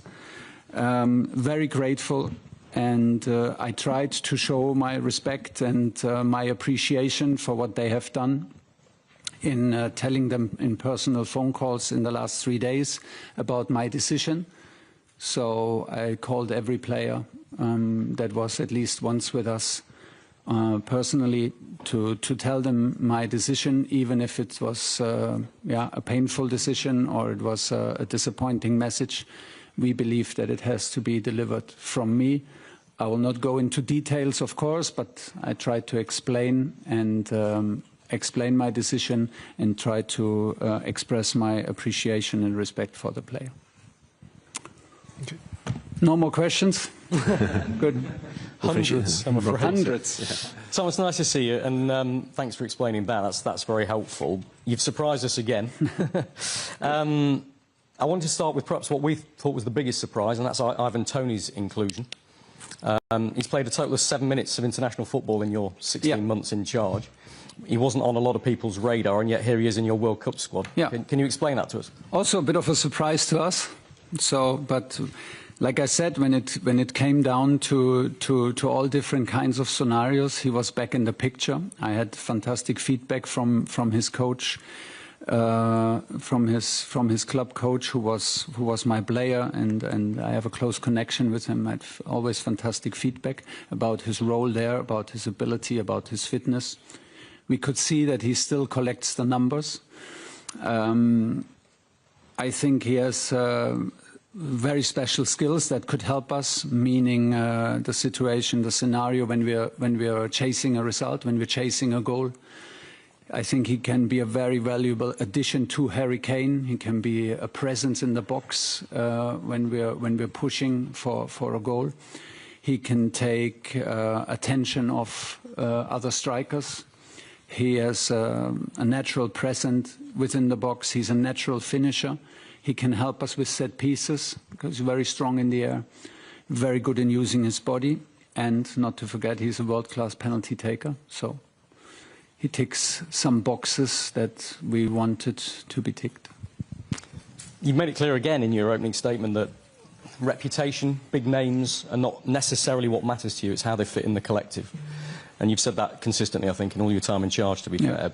But there are some world-class talents that are not in this squad that other nations will look at and say, how are Phil Foden, Cole Palmer, Harry Maguire, Trent Alexander-Arnold, etc., Morgan Gibbs-White, how are they not in this squad? How have you left them out? Do you fear leaving their talents out?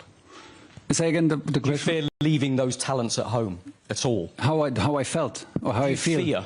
A fear? Yeah, do you fear leaving those talents at home? No, I don't fear, because I'm very confident in the group that we chose and with whom we arrived, with which we arrive. Very difficult decisions, painful conversations, difficult for the players, difficult to explain to the players. But as I said, what we're trying to achieve, we try to achieve as a team, and we try to nominate a balanced squad.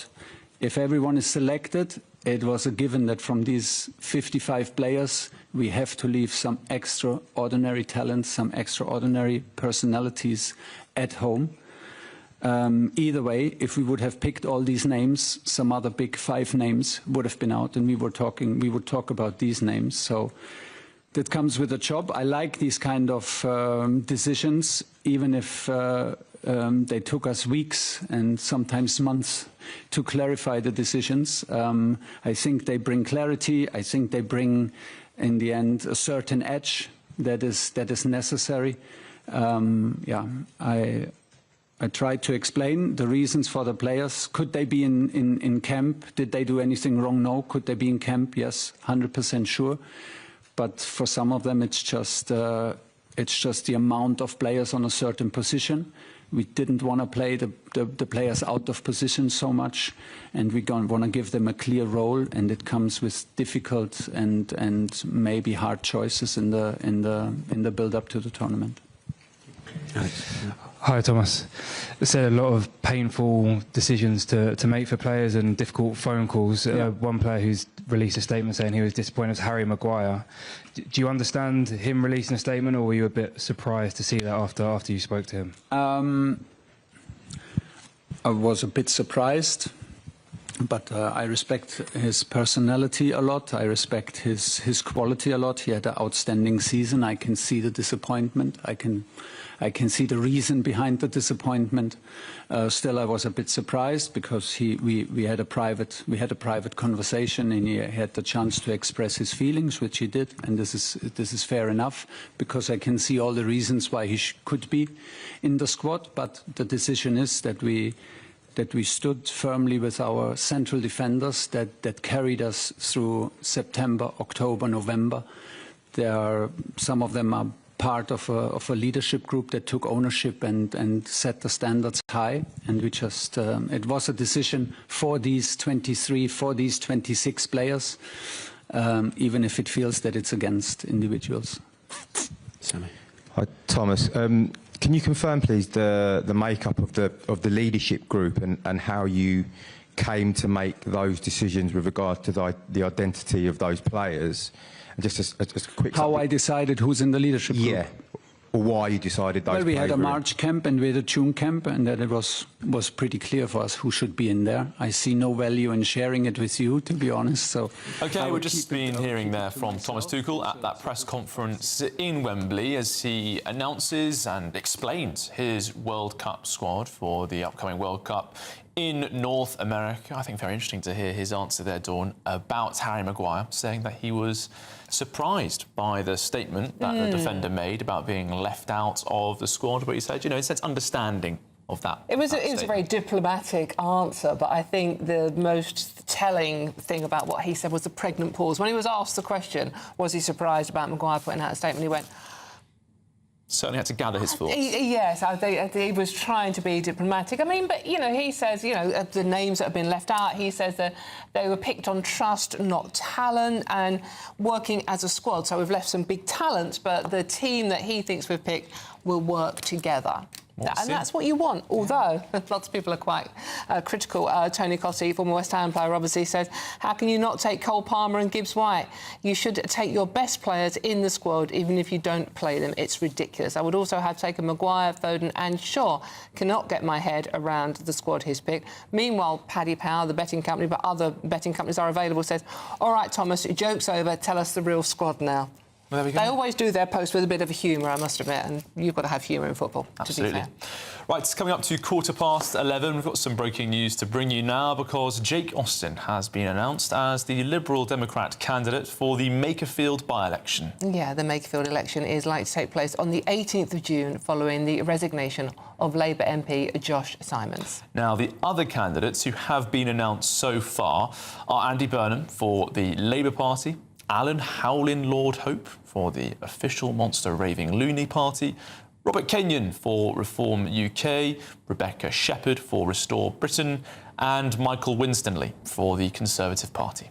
OK, let's move on, shall we? Detectives are indeed assessing possible sexual offences as part of the investigation into Andrew Mountbatten Windsor's alleged misconduct in public office.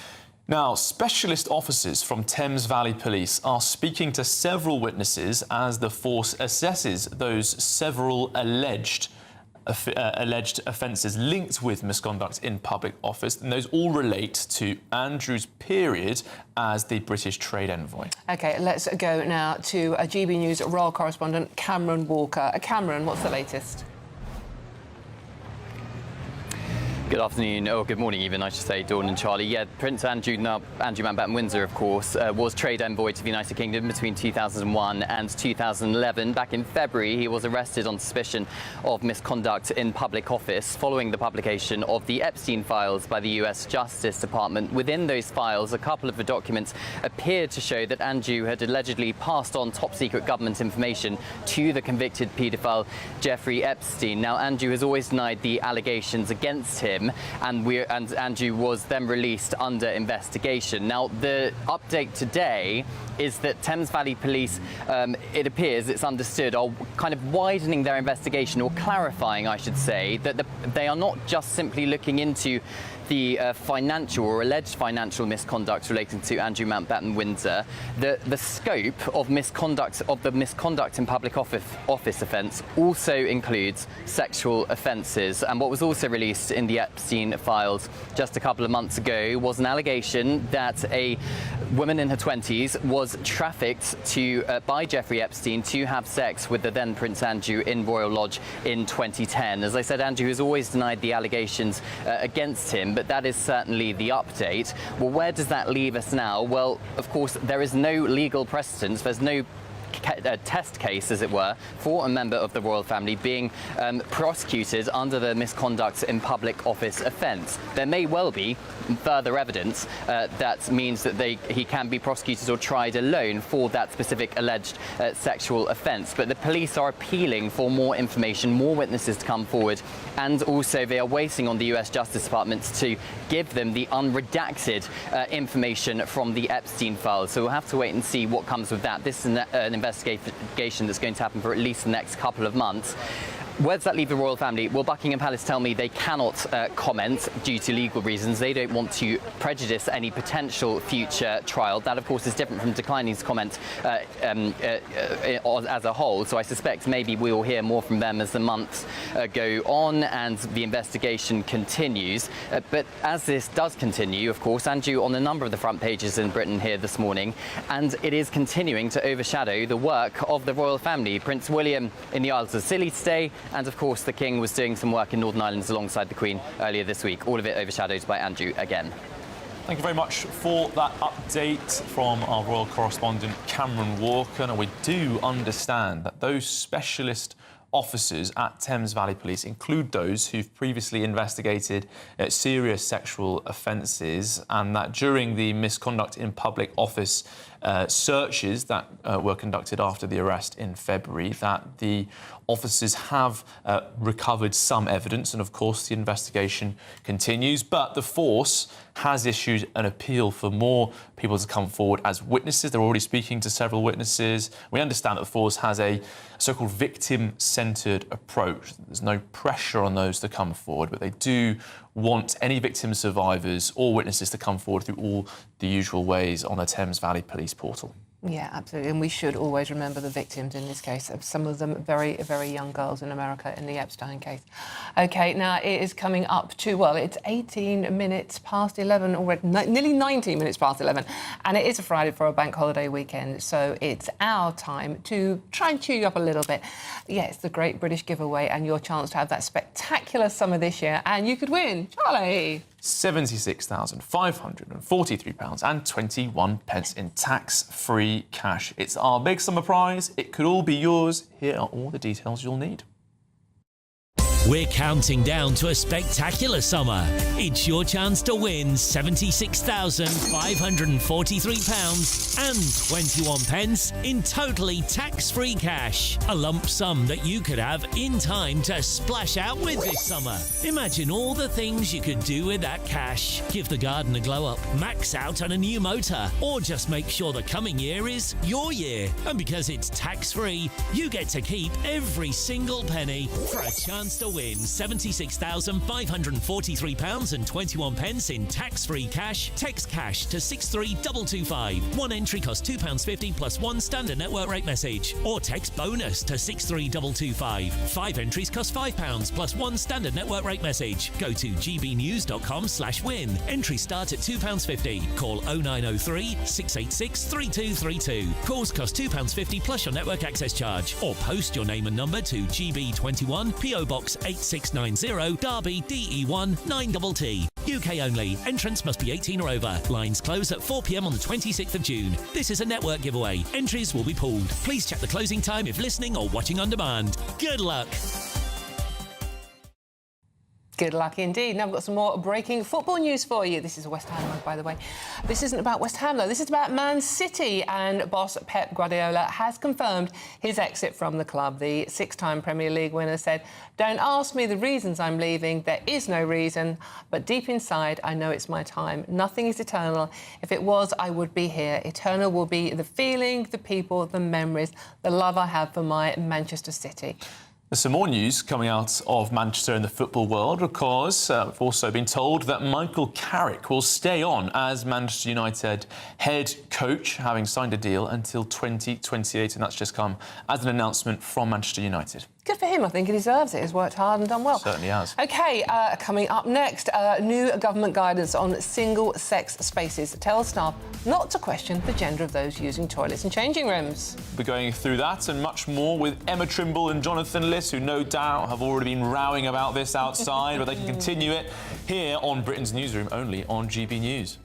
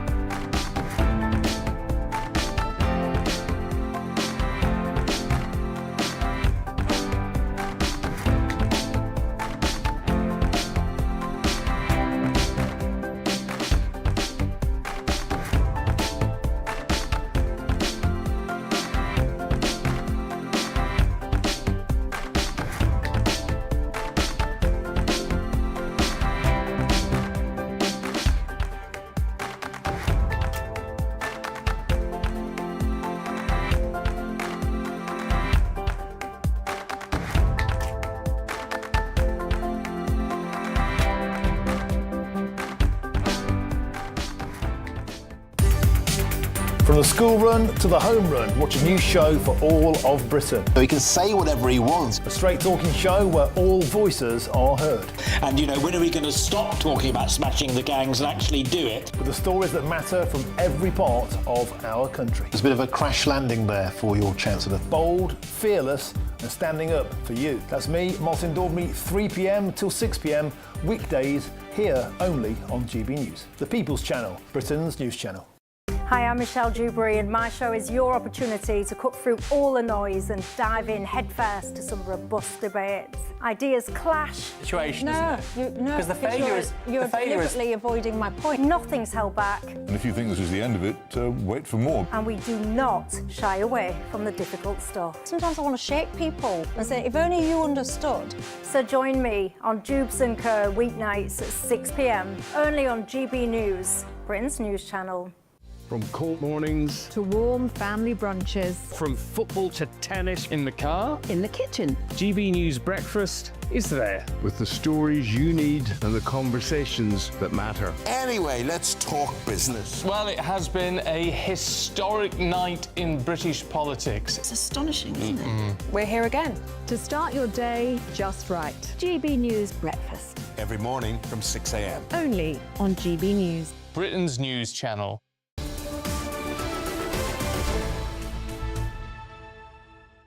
Welcome back to Britain's Newsroom. It's 11:24. It's Charlie Peaches and Dawn Neeson, and Margaret Thatcher is here as well. So we've just been listening. We've just been listening to Jonathan Liss, Emma Trimble watching on as well, because Jonathan's been doing a really rather curious Margaret Thatcher impression. Go on, Jonathan, give us a go. Is that curious? There is no such thing as society. There are men and women, and there are families. When people say society ought to help me, really, they're just saying my neighbour should help me. And actually, what I'm saying, because it came out of Dawn saying something about communities, and Dawn said she doesn't like the word community. No, and I think the community... Because it's like, if you talk about the feminist community, I mean, you know... No one talks about women... the feminist community. No, but I'm using it as an example. The way that it's like you're lumping everybody together. We're not. Well, also, the way that community is used now doesn't actually mean community in the sense that it originally meant. It just means different categories of people, doesn't it? Well, communities are a really good way of organising people, because we have in this country profound individualisation where people are so atomised and polarised. Emma and Margaret, we need to talk about the holiday-taking community, because the front page of the Telegraph, £1 billion stealth tax on flights will push up the cost of holidays. Emma Trimble, what do you make of this proposed tax grab that the Chancellor is considering? This government, the government giveth and the government taketh away, doesn't it? So they're putting this stealth tax on holiday, or basically on those who are going on holiday who are flying, but at the same time they're cutting VAT on things that relate to people going on holiday here at home in Britain. So they're making it cheaper to take kids to the zoo, for example. They're giving free bus rides to young people this summer. It's an odd move, I think, particularly at a time when fuel prices are going to be going up, probably you're going to get flights being cancelled, airline tickets will become extremely expensive, and they're stealth taxing holidayers because this is a tax that will inevitably be passed on to the customer. Yeah, this is basically drawing up plans to impose VAT of 20% on top of the fees that airports charge airlines to use the runways and terminals. Now, those fees are typically passed on to the customers in full, which at the moment would add about £5 to the current standard charge, we're at £24. Sounds fine. But the government are also planning or exploring backdating it by as many as 4 years. So that is going to be an awful lot of money, and guess who's going to pay the price? Jonathan. They're telling us we can go and see a clown. Just go to government, I would suggest. Take the kids for, a bit cheaper this summer. But on the other hand, they're making it more expensive to go anywhere. Well, I agree with Emma on one thing, which is that governments are often not joined up, and the governments often announce different things from different departments, and so it does seem strange to have an announcement that theme parks will have lower VAT, but there will be increased VAT on airport fees. I do think that the government is looking at a kind of environmental package as well to make sure that airports and airlines are taxed effectively, and in the grand scheme of things, a few pounds on top of your ticket, if it does get passed on, isn't going to be the difference between taking that flight and not taking that flight. Another thing to say, by the way, is that some airlines will refund you your taxes if you don't take the flight. You can apply for a tax refund for some airlines. So that's just... that's true. Because that's if you're not taking the flight, then you shouldn't be paying the tax. But in general, I don't think it's such a big deal for the government to be charging full VAT on services that would normally be subject to VAT. OK, should we talk about women instead? Yes, please. Yes, let's talk about women. So what's going on with this one? So the government guidance, the much-awaited government guidance, has finally been issued by the government that was supposed to protect women's sex-only spaces, and it sort of goes in the direction of doing that. But part of this guidance is that it also suggests that you shouldn't challenge men if you think that a man is in a woman's space. And so the guidance is actually quite open to interpretation. And I've got a quote here from it. It says, a trans man might be excluded from the women-only service if the service provider decides that because he presents as a man, other service users could reasonably object to his presence. So I think that sounds as if it actually opens the possibility of places like gyms, places where they might have segregated bathrooms, choosing instead to have gender-neutral bathrooms in order to accommodate trans people, because part of this guidance also makes it clear that trans people should still be offered a gender-neutral or a third space. Obviously, some companies would have to spend money on doing that. So it provides some guidance, but it is still open to interpretation, and I'm not sure that it goes far enough to actually protect sex. Jonathan, it's taken a long time for the government to get here. They've been accused of sort of sitting on this one for too long, perhaps grimacing over having to clarify the facts on this one. Well, look, obviously it's a very, very sensitive topic, and these sorts of decisions need to be taken effectively.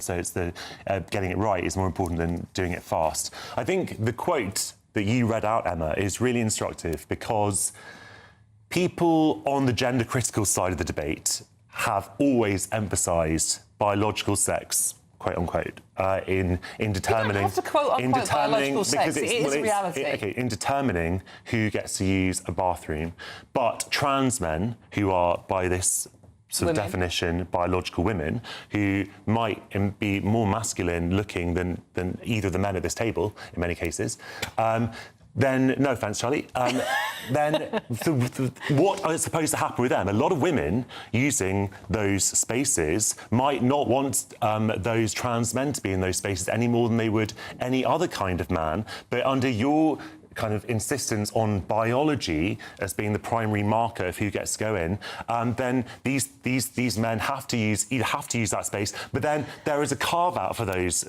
men, according to the according to the Supreme Court judgment, that says that some trans men can be excluded from women-only spaces if basically they look very masculine. So really, it just throws into relief the whole nonsense of that Supreme Court judgment, because really, when it says about biological sex to begin with, really they're saying for so-called blokes in skirts, they shouldn't be allowed to go into women's toilets. But for other people, it's much more hazy. And for me, it's wrong when you sort of try to have a blanket rule, but then you're constantly giving carve-outs for that rule. This is something that you get often from the left, is either explicitly or insinuated that gender-critical feminists, just women who want to protect same-sex spaces because of the women's safety issue.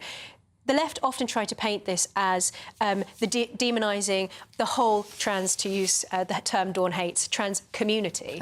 The reality is it's actually about trying to prevent men from entering into women's spaces because that's dangerous. The reason why I'm criticising this guidance, and it's a light criticism because I think the whole idea was that it was supposed to provide clarity, and I don't think it provides enough clarity, is that there is still room for interpretation. If a woman can't say, I think that bloke who's in our changing room is a bloke, then what's the point in the guidance? It's not actually protecting those spaces it's from not about men, what's the point in the guidance. It's about the whole thing is a nonsense, because you get very masculine-looking women who have complained that they have been sort of transvestigated as they're trying to use women's bathrooms. It's a very upsetting experience to them if you don't look like a conventionally feminine woman. People are questioned. I've never heard a woman say that. Well, literally, there have been stories about it in the newspapers, Dawn. I've read many stories about it, about women sort of being hounded out of women's bathrooms because someone in their objects to their male appearance. But if that, I mean, if that, I've never heard of this before. But if that is happening, the reason why that would be happening is actually because of the insanity of gender ideology, because it never happened before. It didn't happen before because people just allowed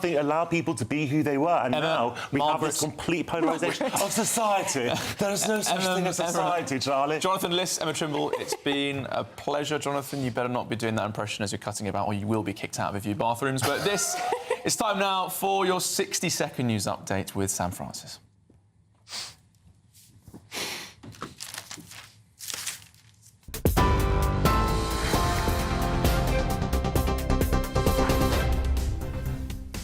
Very good morning to you. Just after 11:30, the top story. Police investigating Andrew Mountbatten Windsor are now understood to be looking at potential sex offences as part of a wider inquiry linked to misconduct in public office. Andrew remains under investigation and strongly denies any wrongdoing. The UK is bracing for a record-breaking bank holiday heatwave with temperatures potentially reaching 33 degrees in parts of England. Health alerts have been issued with officials warning vulnerable people could face increased risk as the hot weather builds through the weekend. The National Crime Agency says 2 generations of teenagers have been failed by tech firms putting profit over child safety. The NCA and police chiefs are now backing a ban on under-16s using social media unless platforms remove high-risk features. Well, Phil Foden, Cole Palmer and Trent Alexander-Arnold have all been left out of England's World Cup squad. Thomas Tuchel has just finished announcing his 26-man squad, with Harry Maguire, Adam Wharton, Morgan Gibbs-White and Luke Shaw also missing out. And breaking this hour, Pep Guardiola will leave Manchester City. He has now confirmed at the end of the season, ending one of the most successful managerial reigns in English football. Sunday's game against Aston Villa will be his final match after 10 years in charge, 20 trophies, 6 Premier League titles and Champions League. Those are the latest headlines for now. Full roundup with the news at midday. Tune in to GB News Radio wherever you are. Online, on DAB Digital Radio, on TuneIn, on Radio Player, on Nation Player and on your smart speaker. Just say, play GB News.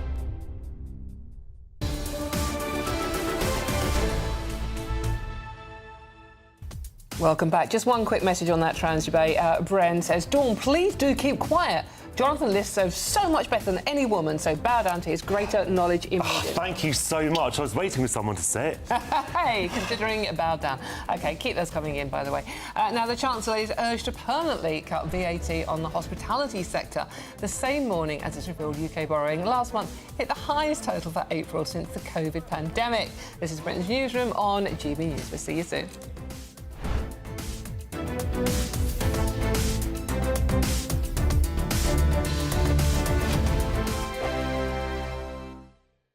Hello, very good day to you. This is your latest GB News weather update from the Met Office.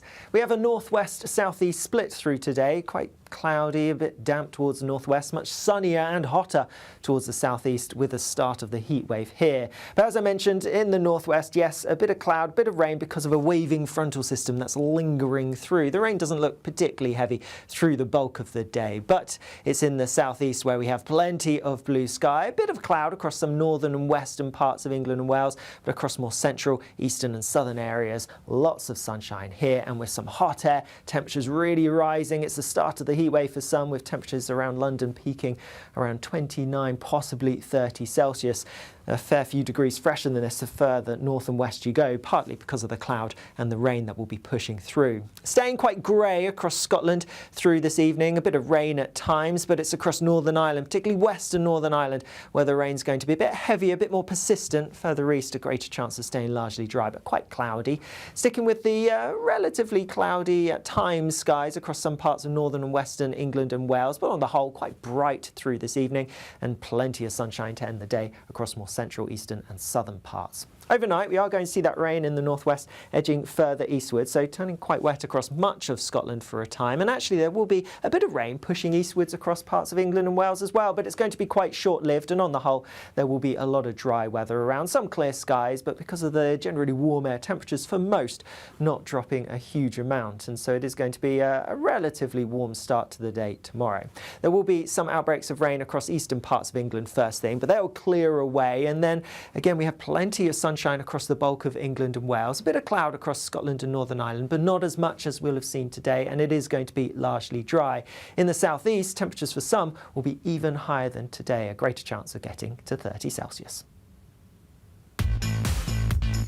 5 hosts, 5 opinions, 5 fearless debates, 5 unfiltered takes on the day's news. 5 reasons not to be anywhere else on Saturday night.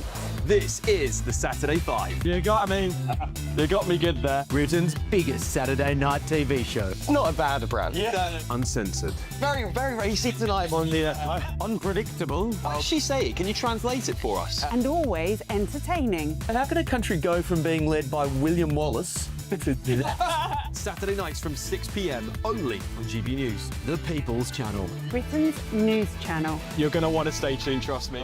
As soon as it hits 11 and the headlines come in, The Late Edition brings you the breaking news from all the front pages. because the news is going to happen. So get a head start today. Patrick Christie's tonight, late edition. Alex Armstrong tonight, Late Edition. From 11 o'clock every night. Only on GB News, the People's Channel, Britain's news channel.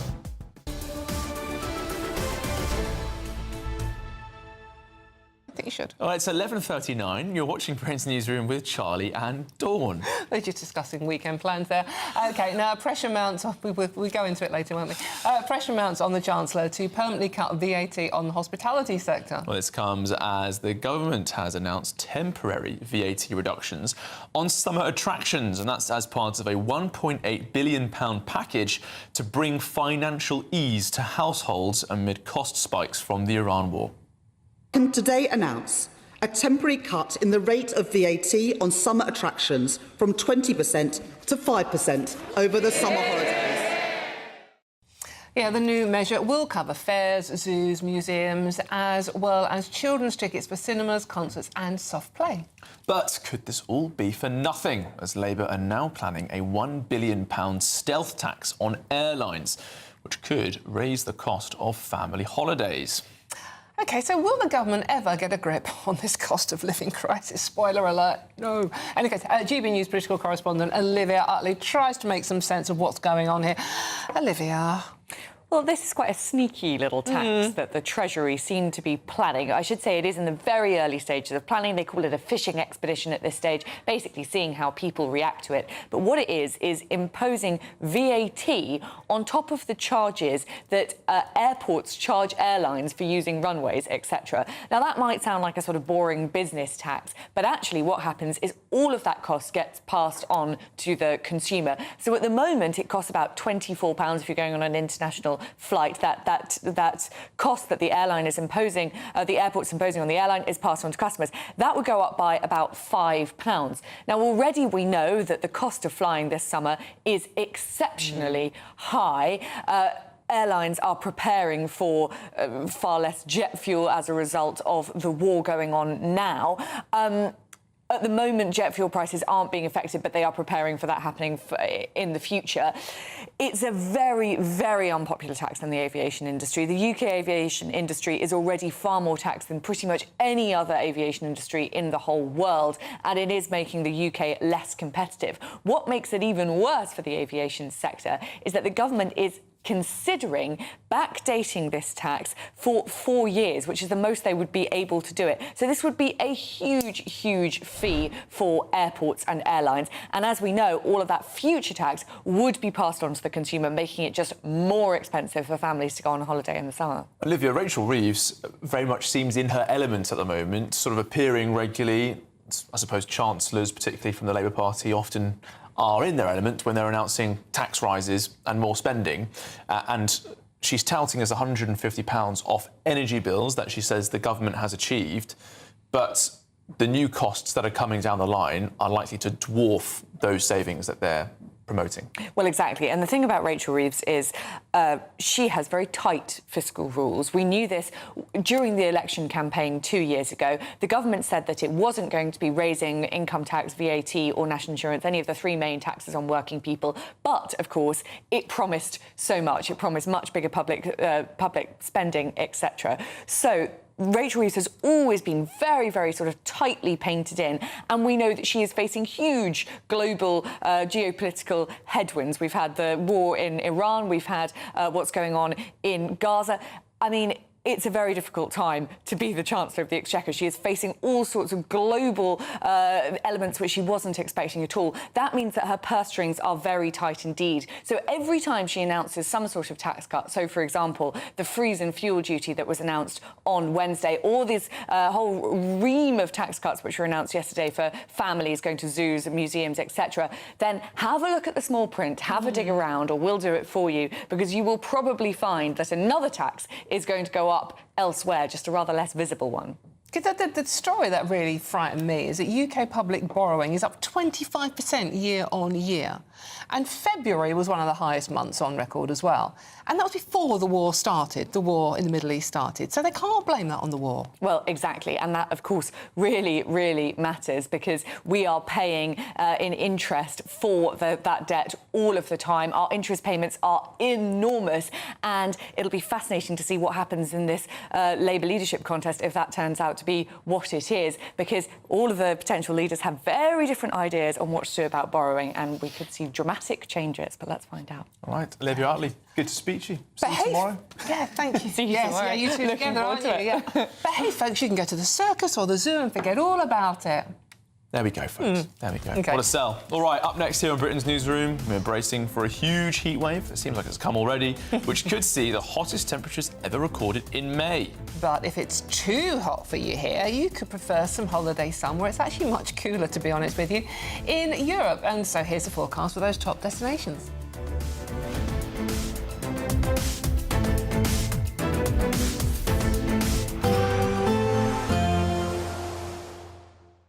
You're looking happy. Well, the forecast looks good. So you've sorted the travel insurance then? All Clear Travel Insurance sponsors GBNews Travel Destinations Forecast.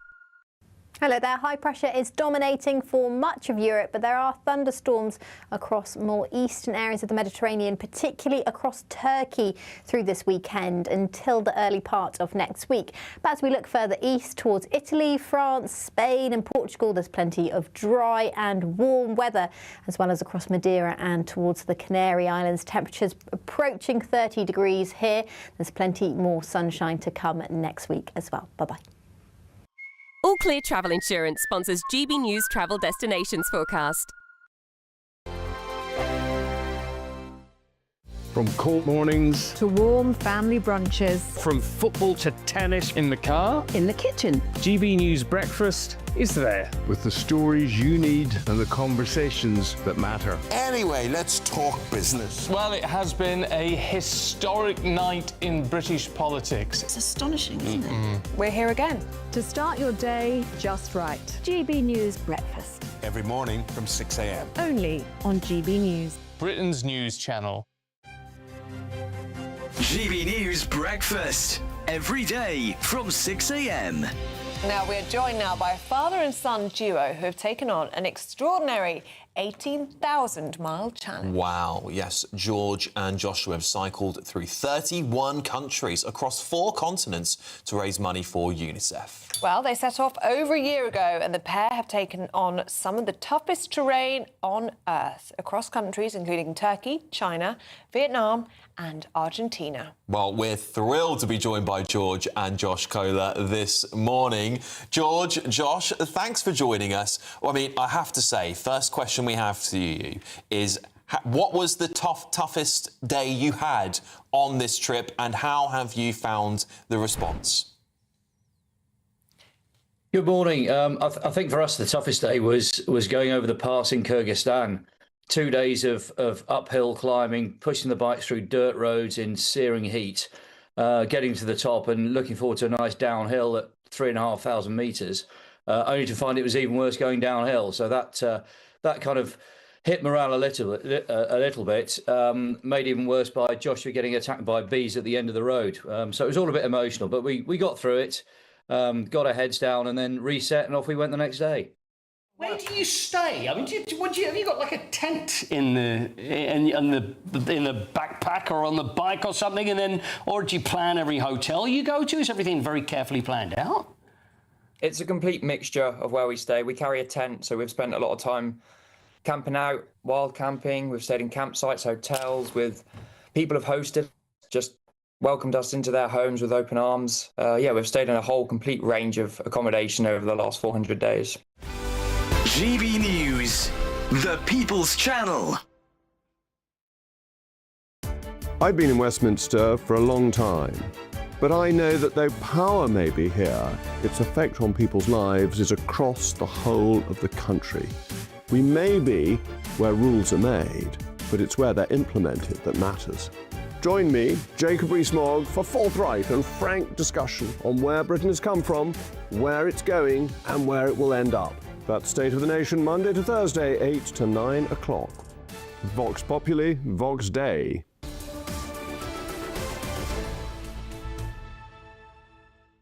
Hello, welcome back to Britain's Newsroom. It's coming up to 10 to midday already, and the sunshine is finally back, with Britain set to bask in another spell of hot weather this week. And fortunately, Charlie hasn't got his shorts on just yet, maybe after the show, displaying those very muscular legs. Did I just read that out loud? You read that out. You've fallen for the James Fanning trick. But they are a bit, they do look like two pieces of string. They are pretty pal, to be honest with you. I'll take it. All right, I just don't think that shorts are particularly elegant, but there we go. We'll leave that for another time. Let's cross over to our South of England reporter, Isabel Feculak, who joins us now. Isabel, how's the weather? Oh, Charlie, it is beautiful. Good afternoon, Charlie and Dawn. I'm here in sunny Southsea. The heat wave has arrived and it's here to stay for the rest of the bank holiday weekend at least. Today in the south we're expecting highs of 28 degrees possibly, and over the weekend it could reach up to 30 degrees. Like you said earlier, possibly breaking records for highest temperatures recorded in May. Of course, with that comes some health risks. The UK Health Security Agency has issued an amber heat health alert for across the country. That will be up until the 27th of May, and we'll likely see significant impacts on health and care services. Also, if you're travelling towards the coast today for the bank holiday weekend, you're likely going to hit some traffic. The AA has estimated 23.4 million car journeys will take place today, so definitely lots of people fleeing to the coastline. Now here people are already enjoying the sunshine. I've seen people walk past with fish and chips, ice cream, and I've been speaking to some of them about how they're going to be soaking in the sunshine. Take a look. I've been waiting for this day, this week. and tomorrow's my birthday party and we're having it on the beach, and so I just ordered the weather and here it is. So my whole family's coming down and we're just gonna enjoy the sunshine. I think it's quite welcome because it's been quite cold and quite wet up to now, which has not been nice for us. It's not been nice for nature, for baby birds, real struggle for them. So this is like a bit of bliss and it's absolutely lovely. Nice to see it after such a long time. Yeah, we have our sun hats, we have our sun coats for the dogs. Lovely. Loving it at the moment. Yes. It's just nice and warm but not too hot at the moment. Well, many people, of course, will be out enjoying the sunshine. Here in Southsea, you've got a fun fair, you've got arcades, you've got crazy golf, you've got a hovercraft, which might come in just behind me, that can go over to the Isle of Wight in 10 minutes. Lots of people getting on that this morning to head over to those beaches there. And I'm going to be here throughout the day chatting to people as the beach starts to fill up. I'm going to get my sunnies on and enjoy the sunshine. Excellent stuff. Isabel Feculak enjoying the sun down in Southsea. Great to speak to you. It's not a bad job, is it, Isabel, spending your time on a beach all day? Have a corker. And Dawn, I mean, the comments coming in on yours say, Alan True Brit here says, cloudy here in Cumbria, at least it's warmish. But he has the joy of watching everyone else enjoying it. Yeah, lots of people getting in touch about walking along the cliffs and walking along the beaches and sound like you have an absolute wonderful time. And just a reminder that if you are out and about, and we don't blame you this weekend, but GB News is live on your radio and you can take your laptop or your phone out and watch us. So we can come with you. If you're in your garden, we can come with you and have a cold one with you. Yes, absolutely. Yeah, I'd hope so. We've do have one person who I'm certain will be watching us all weekend, doesn't need to cut out and about, and that's Amber Williams, who says, I'm too ginger for this heat. Aptly named, I'd say, Amber. Yeah. Aptly named. Well, that's it for us for now. Thank you so much for your company. You're back tomorrow, aren't you? I am. Saturday Morning Live with Olivia Riley. I'm just going to be very, very selfish here. I'm off this weekend for my mum's 85th birthday, so happy birthday, Mum. But don't go anywhere, because up next is Good Afternoon Britain with Tom and Lena. And do stay with us. From midday, we'll be live at the National Memorial Arboretum to honour those who've served. And you might be wondering why the teddy bear? Well, stay tuned and you shall find out later. First, your weather.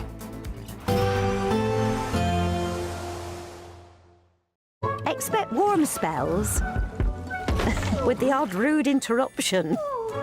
Box Boilers sponsors the weather on GB News. Hello, good morning. Welcome to your latest GB News weather update brought to you from the Met Office. The heat is building from today across southern areas. It will feel rather hot. Sunny day to come for many of us, but it will remain cloudier across the north and west. Much of western Scotland, parts of Northern Ireland, seeing a pretty cloudy day. We could see quite a lot of cloud across this morning, across more western areas of Wales, southwestern England too. But further east, plenty of sunshine, albeit a little bit hazy at times, but it's going to be feeling pretty hot out there. Temperatures are likely to approach 28, 29 degrees across the south and east and into the low 20s further north as well. But we'll just be in the high teens across parts of northwest. That's because we've got weather fronts lingering across the far north and west into parts of Scotland as well as Northern Ireland through this evening. So a cloudy evening to come, slightly fresher than elsewhere, which may be good news for you. Some heavier bursts of rain now and again, but the rain's going to be relatively light, I think, across Northern Ireland and western Scotland. Dry elsewhere, some thicker cloud pushing into West Wales down to the far west of Cornwall too through this evening, bringing perhaps a bit of a murky start to the day on Saturday. Some mist and fog around across more central areas of England through the night, as well as a weather front pushes eastwards across the country, bringing some lingering cloud to start the day on Saturday. But for most of us, it should be a pretty dry and relatively mild start to the day. Some sunshine here and there, and that sunshine will only get longer lived as we head through the day on Saturday, particularly across England as well as Wales. Eastern areas of Scotland, eastern parts of northern England also seeing some strong sunshine. UV levels are very high throughout this weekend, as well as pollen levels, so do take preparations if you're heading out and to enjoy the sunshine. It's going to feel very warm with temperatures climbing to 30 degrees, possibly just above across the far